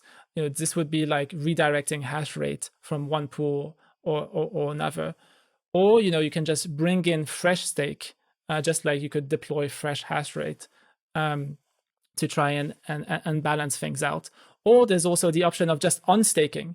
Let's say that there is a jurisdiction which is particularly dystopian, whereby not only are they forcing the pools and the exchanges to be acting in a certain way, but they're also forcing the individuals to be, censoring, even if you're solo staking on your Raspberry Pi. Then here, one of the best options that you have is simply unstaking. And so there's this idea of, activist on staking. And one of the good news here is that you can still earn yield even if you unstake. And the reason is that we should expect the yields, the ETH yields on DeFi and the ETH yields on staking to, more or less, arbitrage and track each other. And, one of the reasons is that, if you can go borrow ETH in DeFi for let's say 3%, and you can make 4% staking, then people will go borrow in DeFi and just go stake, and so they'll arbitrage away this 1% difference. So you can still be earning yield even if you're not staking, because you're as part of a particularly dystopian network state. Now, one of the things worth highlighting is that activist staking in the context of proof of stake does not help with recovery. And this is one of the downsides of proof of stake versus proof of work. Generally speaking, proof of stake has like strictly better censorship resistance, but this is the one place where proof of work is better. Because in the context of proof of work, if an attacker has made a 51% attack, it is possible to redirect your hash rate. It is possible to bring in new hash rates to try and heal the system. But with proof of stake, once an attacker has 51% of the stake, they can censor the deposits and the exits themselves, so that it becomes impossible to come in or impossible to restake. We'll definitely touch on this in the recovery section, but I just want to highlight as we close in this preventative section all these various mechanisms, right? So we have we would love people to solo stake their ether across all continents, all over the world. We would love for people to do this activist staking that allows for censorship to not be fully expressed in the protocol. And then there's also just what we're focusing on in the layer 0, where we can also fight this in the nation state territory themselves, where we have people like Coin Center and other like legal entities going after nation states to make sure that they don't even bother and like accept Ethereum as it is. And this is all preventative. This is all getting before there's an issue. But Justin, I'd like to turn this conversation to the recovery side. So we could imagine that there is an entity with perhaps a significant amount of stake. Say, for example, the nation state has talked to Coinbase and to Lido, and these two entities have agreed that they are going to censor transactions under threat of going to jail. And so both Coinbase, Brian Armstrong, and Lido are censoring transactions. And what would, let's just again define what would that look like if Coinbase and Lido are censoring transactions, and how do we as a community go from there? How do we move forward from that point? Right. So let's assume that an attacker has more than 50% of the attestations and they want to censor. I mean, I question the premise that Lido, could be censored, partly because it's a DAO, and also partly because they have, many different operators. But let's just assume that an attacker has more than 50% of the attestations. Then what they can do is basically only attest to blocks that don't include a certain type of transactions. And so you're in a position where you have strong censorship, some type of transactions don't go in. And here what you need to do is basically fork off.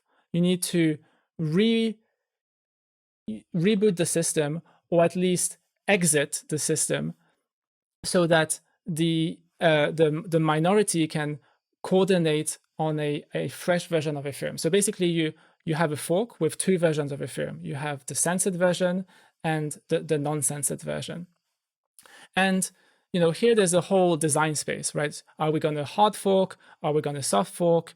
Are we going to try and do this manually? Are we going to try and do this or automatically? But they all boil down to the same thing, which is this idea of the minority opting out from the tyranny of the majority, and in the process, kind of redeclaring sovereignty over the chain and the ability to maintain and uphold credible neutrality.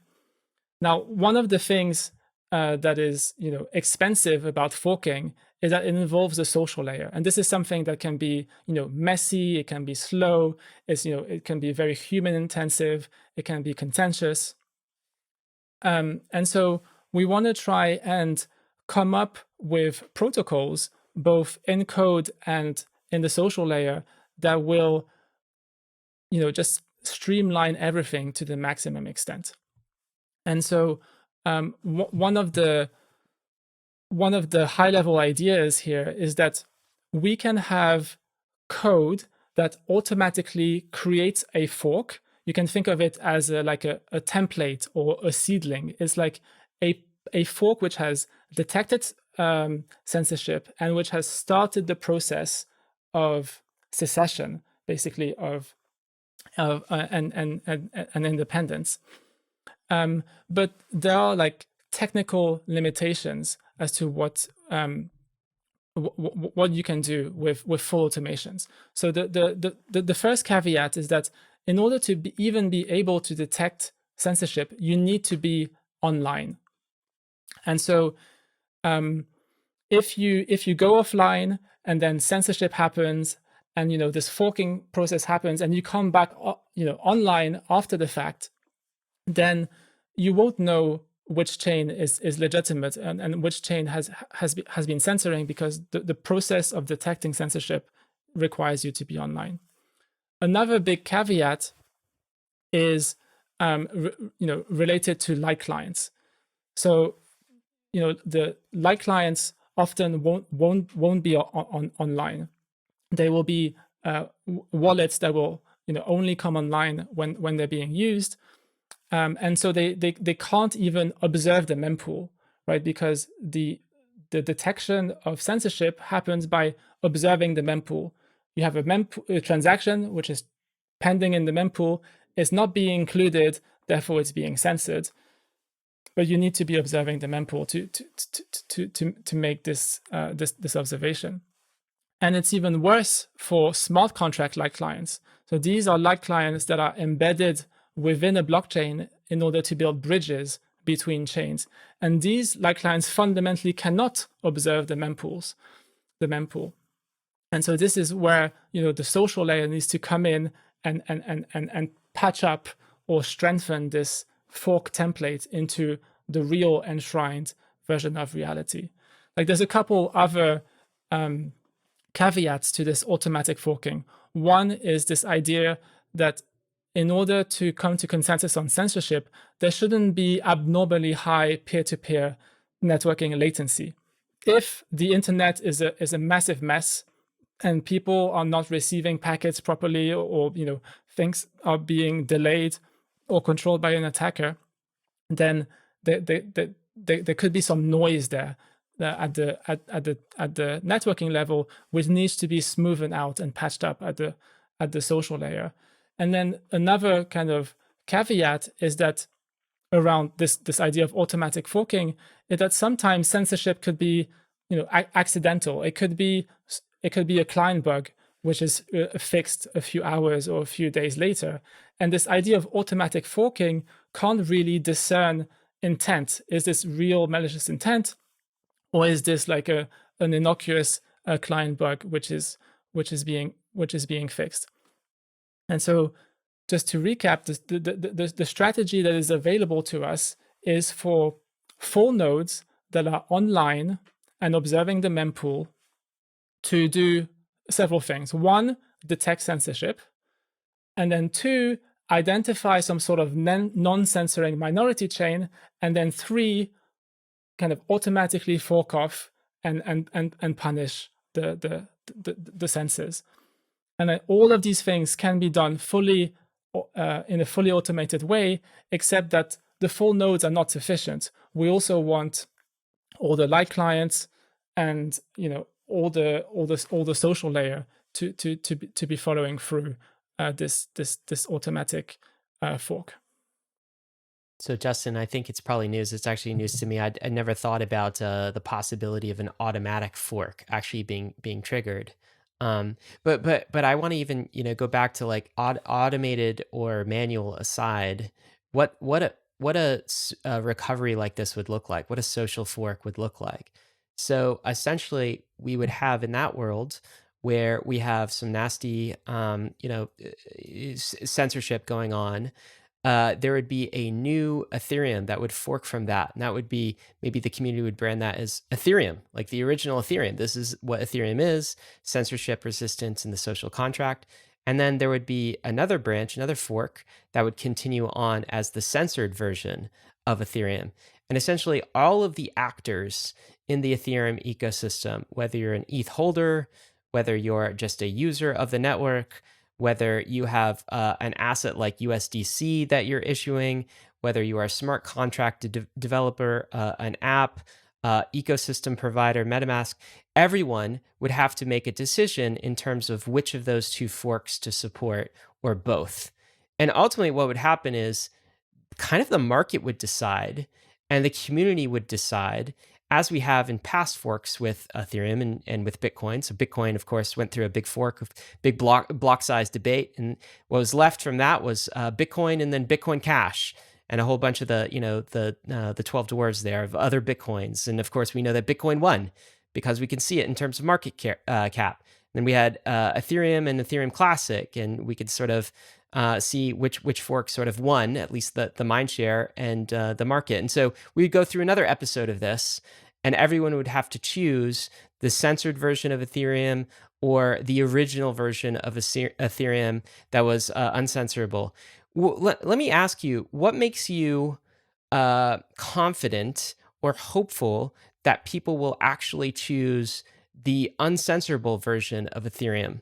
I've had people say to me, well, like, Ryan, that's like when you just Ethereum's described like this is pretty naive because providers like USDC, they will obviously choose the censored version of Ethereum, and ultimately a lot of state will collect there, and like they are the true dictators over which Ethereum fork gets adopted and which doesn't. Can you talk a bit about some of this? Right. So I really like the way that you described this process where we start with an automatic fork and that trickles into the social layer where it's being fought out. And one of the things that you can envision is the fork is automatic. This automatically spins up, a futures market where you have these two tokens competing out. And then even before the fork happens, you have kind of a declared winner. Now, to your question around, could there be some impediments to forking at the social layer? Infrastructure like USDC might be compelled to go through and choose the censoring fork. And I guess there's two answers here. Like, one is that it's important to pace ourselves, right? It's important to do these forks slowly, if not very slowly. So we have two types of consensus, right? We have the machine consensus, which operates on the timescale of seconds, and then we have the human consensus, which operates on the timescale of weeks. And so one of the things that's important to do is for the automatic forking to happen with a lot of time in advance. And my specific suggestion here is that an automatic fork should only happen at most, let's say, with at least 30 days of lead time, and it must happen on the first Wednesday of the month at 12 p.m. UTC. I kind of just created this shelling point out of nowhere. I guess you could call that, shelling point design, but, trying to find something credibly neutral where we agree ahead of time that this is when we fork, so that at the very least, the schedule has been set ahead of time, and it allows for the social layer to do its work of, debating and lobbying and all of these things. The second aspect is around the ability of gracefully winding down, right? So if you look at a project like USDC, they may well choose the censored fork. But what will happen is that if we allow the social layer to gracefully unwind, then they'll just lose most of their business. People will withdraw the USDC, for real US dollars and exit USDC. Or what they might do is they might dump USDC for another stable coin like USDT, and then arbitrageurs, can go buy this USDC at a small discount and then do the withdrawal there. And so, we might see over a process of a few weeks, USDC go from a mammoth, let's say $100 billion stablecoin project to like a much smaller, let's say $10 billion stablecoin project. And so when you're designing these applications, whether or not they're fully trustless and truly decentralized finance, or whether they are, they have the centralized component, what I think we're going to see is a desire from the social layer to have this graceful wind down process that takes, let's say, on the order of weeks. If there isn't such a graceful wind down, then the alternative would be like an instant collapse, which is something that we don't want. And I think the market will be prioritizing products that provide this graceful wind down in the case where they themselves kind of become compromised. And this is a similar philosophy to what the core developers and the researchers are trying to do. We're trying to design systems where there is always an exit hatch, even if the creators of the projects go malicious. Yeah, and I feel like this is the ultimate exit hatch, and kind of the last exit hatch, and maybe the most powerful is this kind of ability to fork and create an original Ethereum that is completely uncensored. And of course, we haven't gone into the details there, but my impression is there can be some forks that slash parts of the stake that are originally censoring, and we can get into that. But I want to get into the principle. I know we're talking about like recovery here, but the threat of a fork is also preventative in and of itself, is it not? Because we are effectively saying that, as the social, the community, the layer 0 of Ethereum is saying, hey, powers that be, if you decide to censor, we plan to fork. And by the way, if we have automated forking, we'll detect that automatically, and it'll happen the second Wednesday of the month at 12 p.m. UTC time, right? So they can see it on chain. And that in itself acts as a preventative mechanism for would-be censors to say, nope, instead of censoring, if it's illegal in my jurisdiction to provide validation services and staking services, I'll just discontinue those services, because I don't want to actually get into a place where I'm on the bad end of a fork and I'm losing depositors' money. Can you talk about that dimension a little bit?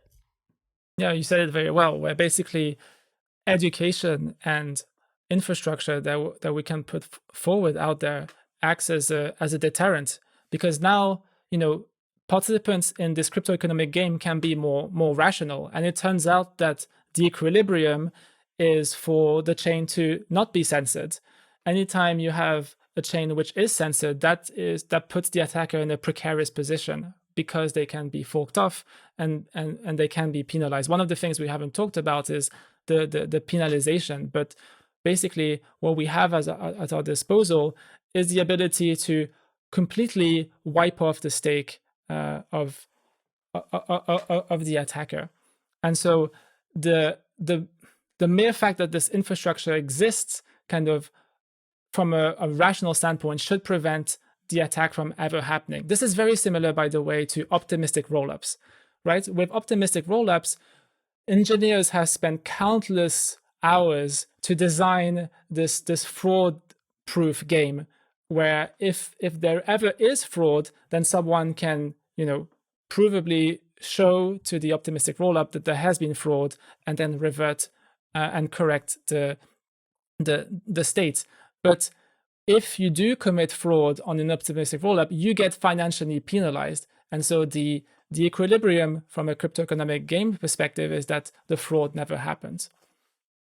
Now, one thing could be said, whereby it's all good to be resistant in theory, and from a rational standpoint, but an attacker, might be kind of stupid and kind of very determined to make an attack, and they'll go do it anyway. And I think the best that we can hope for here is actually go through the process of forking off and prove to the world that it is not just theory, but it's actual practice. And ironically, this would put Ethereum in a stronger position from a censorship resistance standpoint, because it will already have gone through the legwork of recovering from a 51% attack. And so it would be really, really stupid for an attacker to try that a second time, because the first time round they failed and they got penalized. Is this us saying like, we dare you? Yeah. We dare you. I dare you, nation states, to censor us. It's one thing if, for example, perhaps it was like the CIA that was censoring Ethereum, and the CIA had 51% of staked ETH. I don't think there would be too much controversy, or much less controversy at the very least, if the Ethereum community was like, you know what, let's just slash the entirety of the CIA. We'll just delete all of their Ether. Like that would be one scenario. I think a far more like reasonable and expected scenario is something a little bit along the lines of staking as a service protocols, where they actually didn't have to buy the Ether themselves. It was actually retail investors that bought the Ether, and then they just staked with Coinbase. And slashing Coinbase, if Coinbase is the one doing the censoring, but they're doing the censoring with their customers' deposits, all of a sudden that becomes a lot less untenable. Like, I don't really think the crypto community would shed a tear if we slashed the CIA, but if we slashed, millions of retail investors' savings of Ether because they were staking with Coinbase, that would become a lot more politically hairy. Justin, what would you say is a solution to this scenario where it's actually retail deposits into a centralized staking provider that's actually doing the censoring? Right. So there's several answers here. Like the first one is education and lead time. If there is censorship that's discovered, we want to give people the time to unstake from Coinbase. The other thing is that we want people to understand, even before they stake on Coinbase, that there is a risk associated with staking. Like there are real costs to delegation. And this is one of the reasons why in the long term, I think solo staking has a real shot at becoming dominant versus delegated staking through pools. And one cost which is obvious in Coinbase is that you have to pay a 25% fee on the rewards. So you've been diligently staking on Coinbase for 2 years, let's say. You've made 4 ETH in profits, and one of that ETH just goes away and is absorbed by Coinbase through fees. But there's other costs to delegation.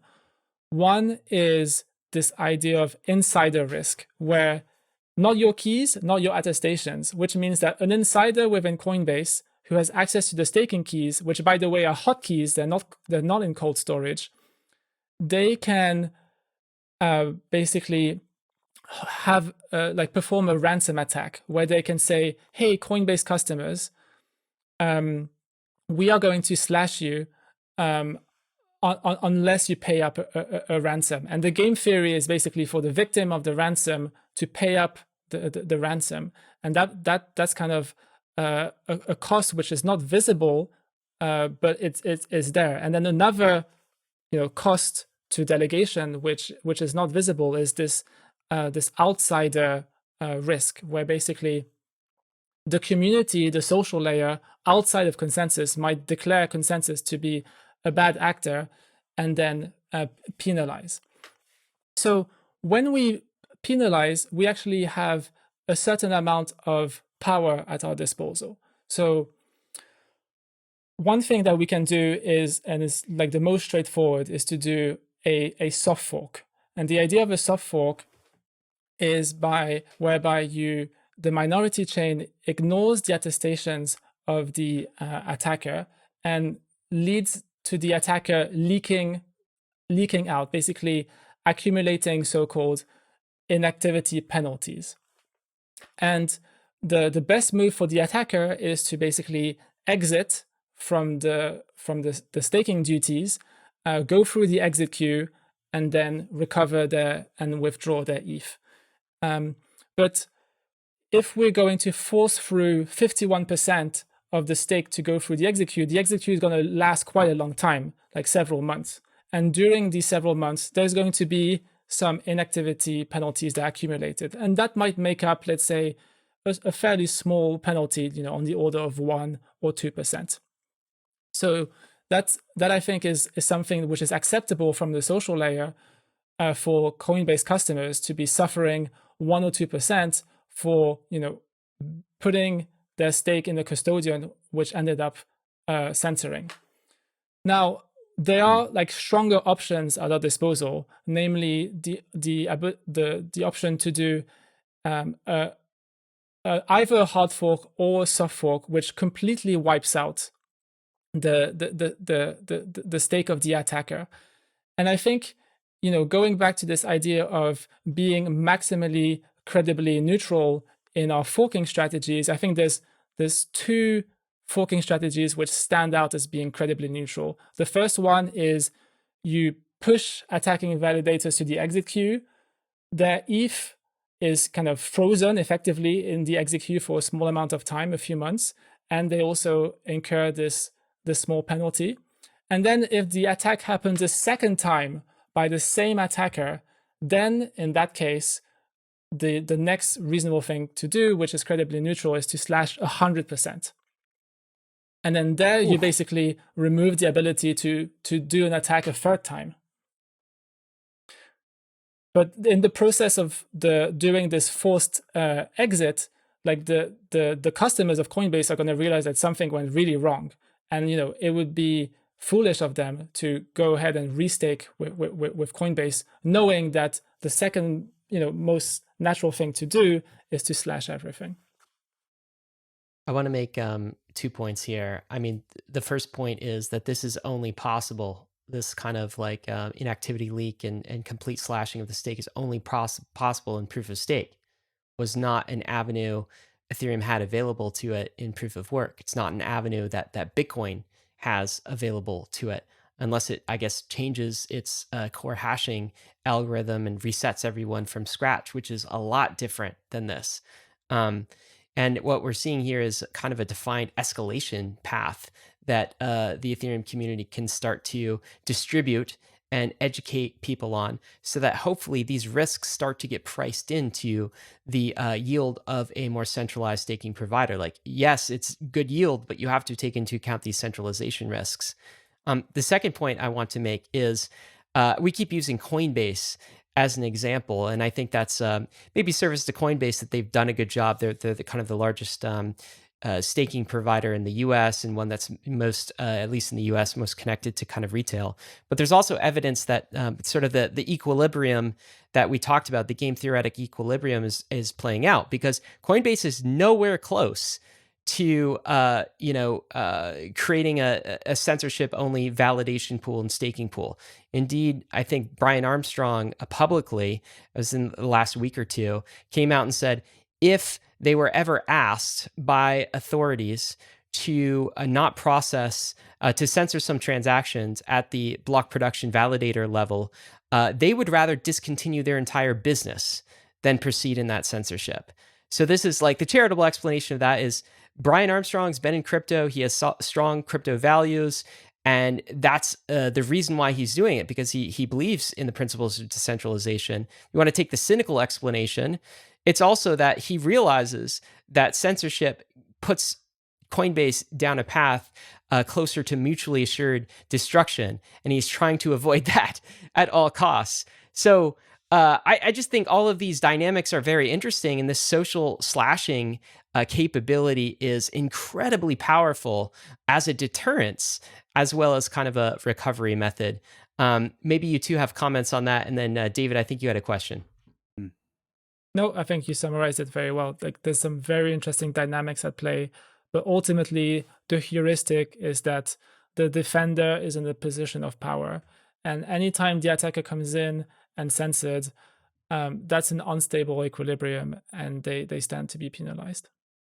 Just to really drive this point home, there's just conversations around the illegitimacy of penalizing any retail depositor in a centralized staking service.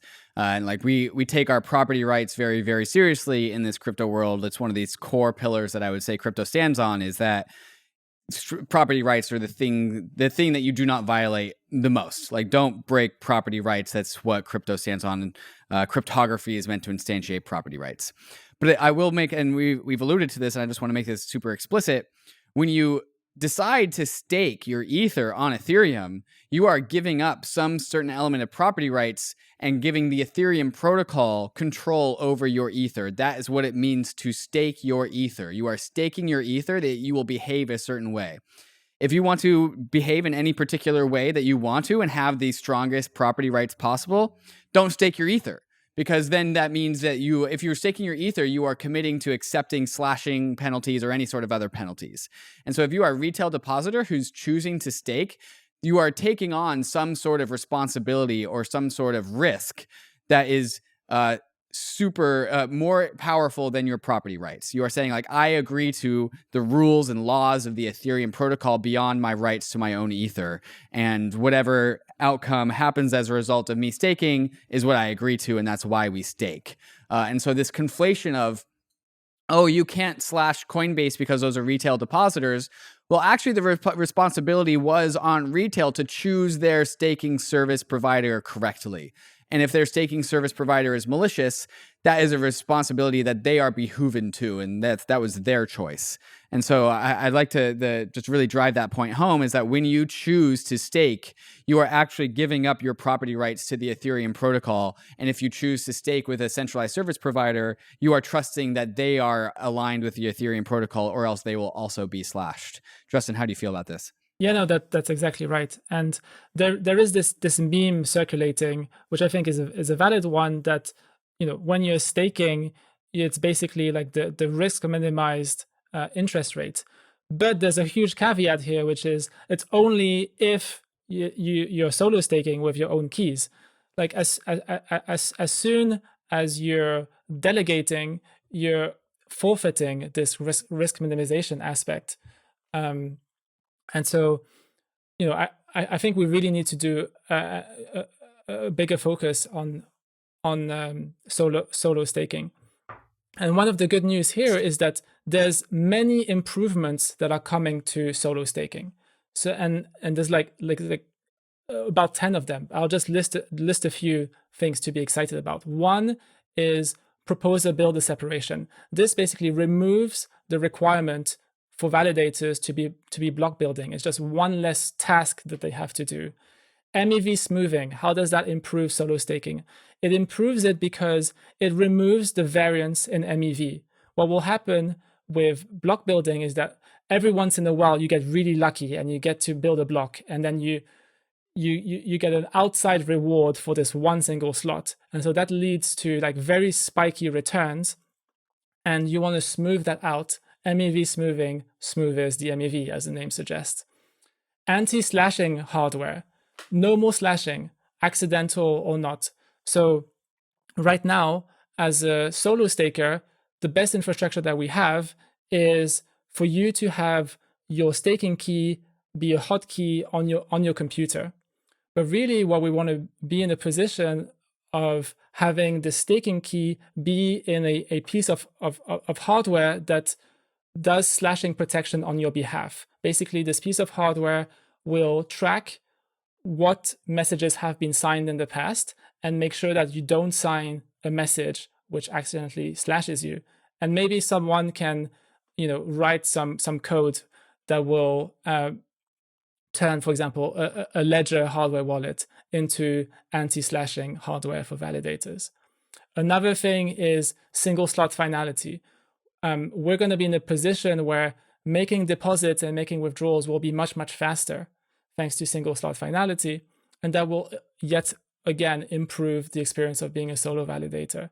There's also going to be statelessness and data availability sampling and ZKVMs, where basically the hardware costs of being a validator are going to go down to almost zero, like even less than a Raspberry Pi. Like the only thing, like in the endgame, that you're going to have to be verifying is this zero knowledge proof, and just making a few queries to the network, and not even have to download the data. You just do data availability sampling. These are like very powerful technological things that bring us to a position where being a solo validator is almost no effort. We're also going to have technology that is going to dramatically reduce the size that you need to become a validator. Like one of the reasons that people are staking on Coinbase is because they don't have 32 ETH.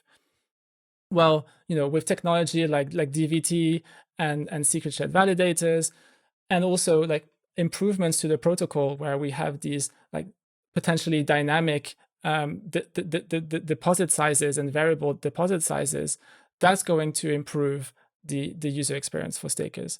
And we might also like envision things like private deposits and private staking, whereby in the process of participating in staking, you have your privacy preserved. And like all of these things, when you compare them to the costs of delegation, which we've gone through, like operator fees, insider risk with ransom attacks, and outsider risk with social polarization, in my opinion, like things tilt towards solo staking, but it's going to be a fairly long journey of incrementally improving solo staking. Yeah, I think you're right about the long journey of that. And like, I guess one thing, I do think you're right that one of the biggest impediments to solo staking is having 32 ETH, right? And if we're right, and this is ultrasound money, and we get to 10K and beyond, that's 320K. So getting this down to like 16 ETH or even 4 ETH, I would think that would be a necessary precondition. I guess the other comment I would make is sometimes to your point about this being a slow process, sometimes crypto doesn't realize the benefits of decentralization until that like quote unquote tail risk event happens, right? And I don't think these are actual tail risk events because they happen pretty commonly, but everyone is talking about the virtues of centralized lending platforms versus DeFi. User experience is so much easier. It just connects directly to my bank account, all of these things. And then we had Celsius, right? And like BlockFi almost go insolvent as well. And now we appreciate the benefits of being able to audit and see what's actually backing the assets when we get a collateral loan or when we generate some interest on top of it. But all of these things, Justin, so where does that leave us strategically positioned for a strong censorship attack? How is Ethereum positioned for that? We talked about, you summarized the weak censorship attack and you're like, we have the tech. We can actually defend against this. Do you feel the same about strong censorship? Yeah, and I think the strategy is kind of different if you're thinking in the short term, the medium term, or the long term. Like in the short term, I think one of the best things we can do is just education, right? Education is something that we're doing right now, right? There's very little latency to reacting, and that's kind of addressing some of the FUD, that's been circulating, and kind of giving people the knowledge that they need to believe in the long term legitimacy of the roadmap. I think what we want to be doing in the medium term is showing some strength in terms of actually implementing in code some of these defenses, and kind of putting forward some of the most low-hanging defenses in place. And this is something where we can take a strategic approach, in the sense that we can keep defenses in the back pocket and then bring them forward and prioritize them when the need comes in.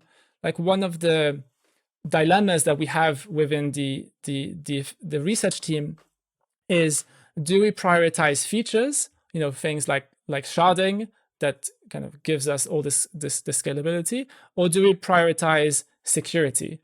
And I think where I've landed on personally is, we want to prioritize features, right? Because we want to remain competitive compared to other blockchains, but we want to front load as much as possible the security research, right? So we want to be in a position where we really understand deeply these crypto economic defenses, and whenever we need to defend ourselves, we have something ready in the back pocket, we prioritize it, and a few months later it's implemented on chain. Yeah, I definitely agree with that, and it strikes me that we have definitely a lot of work to do on the social layer of how the community would react if censorship started being implemented across the chain. So like this is what I didn't understand in the early days of my journey into crypto and in Bitcoin was, people would say to me, it's like, well, what happens if there's some protocol kind of hack in Bitcoin and suddenly there's like a billion Bitcoin rather than 21 million? In the early stages of my journey into crypto, I was legitimately worried about that. Well, like, code has errors and what happens if there's a hack, that sort of thing. Now I know the mechanisms and how this works. And of course, what the Bitcoin community would just do is create a fork that maintains the social contract of 21 million. It would not be an existential threat or risk to Bitcoin. There would be a blip. There would be a mud on the face. There would be definitely problems in the short run if suddenly Bitcoin was, inflating at a billion Bitcoin a day. But the community would just fork that out and adhere to the social contract of 21 million because that is written into the layer 0 of what Bitcoin is. I think Ethereum needs to also continue to write censorship resistance into its social contract and develop some of the plans that you were talking about as well. I guess as we kind of draw to a close with this episode, Justin, thank you so much for your time. This has been a great positioning, great getting us up to speed on the censorship resistance of Ethereum now and in the future. How do you think this compares to other cryptocurrencies? Right. So in our ultrasound money episode, we talked about, Bitcoin probably has more soundness than Ethereum, than Ether, the asset, like pre-merge. Now, you could still say Bitcoin is the reigning champion, has the soundest and has the greatest monetary premium above and beyond Ether right now. Now, probably many of us don't think that will remain the case in the future. But what do you think about censorship resistance? How is Ethereum positioned relative to other chains, say Bitcoin or other alternative layer ones right now? Right. So I guess there's two things to consider here. One is the weak censorship, and the other one is the strong censorship. So in terms of the weak censorship, Bitcoin has an advantage over Ethereum, and the reason is that they have these very simple UTXO transactions where there's no real MEV to be extracted, and so the whole pipeline of MEV just collapses down to self-building. So all the concerns that we may have around builders and relays and searchers and whatever, like that like mostly collapses down. On the other hand, when we talk about strong censorship, Bitcoin is in the same position, if not a worse position, than Ethereum. And the reason is that more than 51% of the economic majority, basically the holders of the scarce resource, which is hash rate, could be compelled to censor. And there's kind of several reasons here. Like one is, again, around the lack of diversity. So, we've had, miners, for example, leave China and go to Texas, for example. Well, if we have, just too much hash rate in the US, then maybe miners in the US could be compelled to censor. Another thing that I haven't mentioned, but is very important as well, is also the concept of economic security, which is how many dollars do you need to go just do a naive brute force 51% attack where you just buy the resource as opposed to coercing it. And it turns out that in the case of Bitcoin, it's dropping, and I expect it to keep on dropping. So right now there's around 200 million terahashes per second of hash rate, and you can go on bitmain.com and you can buy miners for $15 per terahash per second. And so you do the math, and buying the hardware will cost you roughly $3 billion to go 51% attack Bitcoin. Of course, you need to buy transformers, you need to buy racks, you need to connect it to the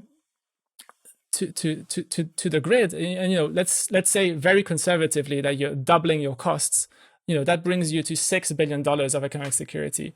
It's still peanuts in the grand scheme of things for a nation state. And so what I think we need to be doing is, for Ethereum, not only focusing on jurisdictional diversity to reduce coercion, but we also want to have trillions of dollars of economic security so that it's infeasible to buy your way in to a 51% attack. And then the other kind of final point, which you mentioned, which is that from a recovery standpoint, Bitcoin and Ethereum have very different solutions. Like one is endogenous and the other one is exogenous. So for Bitcoin, the only way that you can recover from a 51% attack is to basically repoint hash rate or add in new hash rate. And basically you're in a position where if your context, if the real world is just too powerful, then there's no way in which you can escape the censorship. So if, for example, you believe that the US can go spend like a few $1 billion to go buy ASICs to do censorship, then they can go do that and permanently 51% attack Bitcoin, because there isn't this ability to do like this intrinsic recovery mechanism where a minority of the chain basically penalizes and slashes the majority.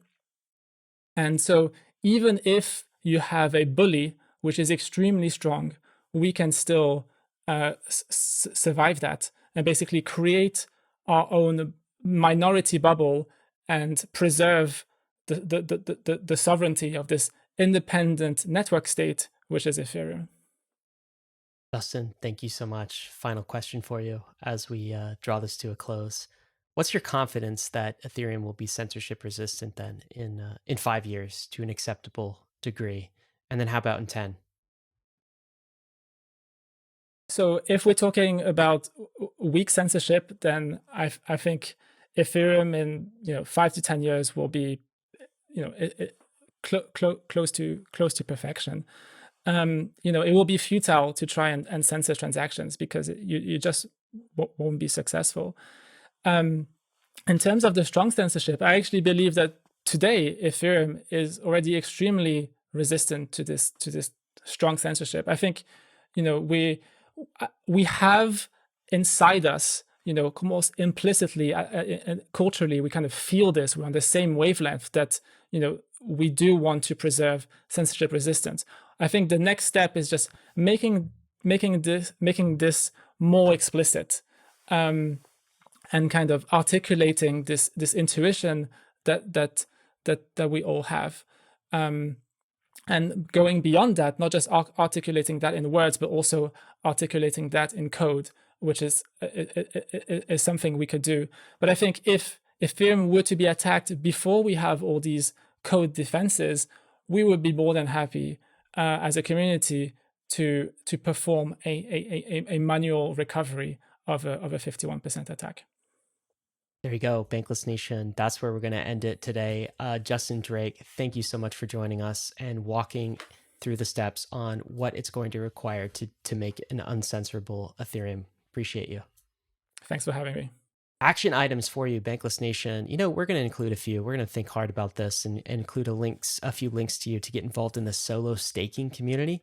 That's pretty important if we want to preserve censorship resistance at the base level, and also some opportunities to donate to crypto lobby groups who are fighting for our rights in various jurisdictions around the world. Rights to private keys, rights to privacy, some of these basic rights that we were talking about in the episode. We'll also include a link to some other episodes we've done with Justin Drake, including Ultrasound Money episode. And there's one in particular, if you haven't listened to it, around cryptography and the moon math that is coming at us, and the bullishness that we see from cryptography.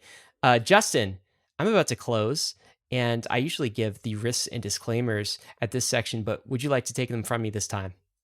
For sure, yes, it would be an honor. Crypto is risky.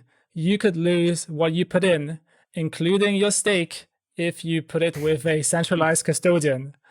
But we're headed west. This is the frontier. It isn't for everyone, but we're glad you're with us on the Bankless journey.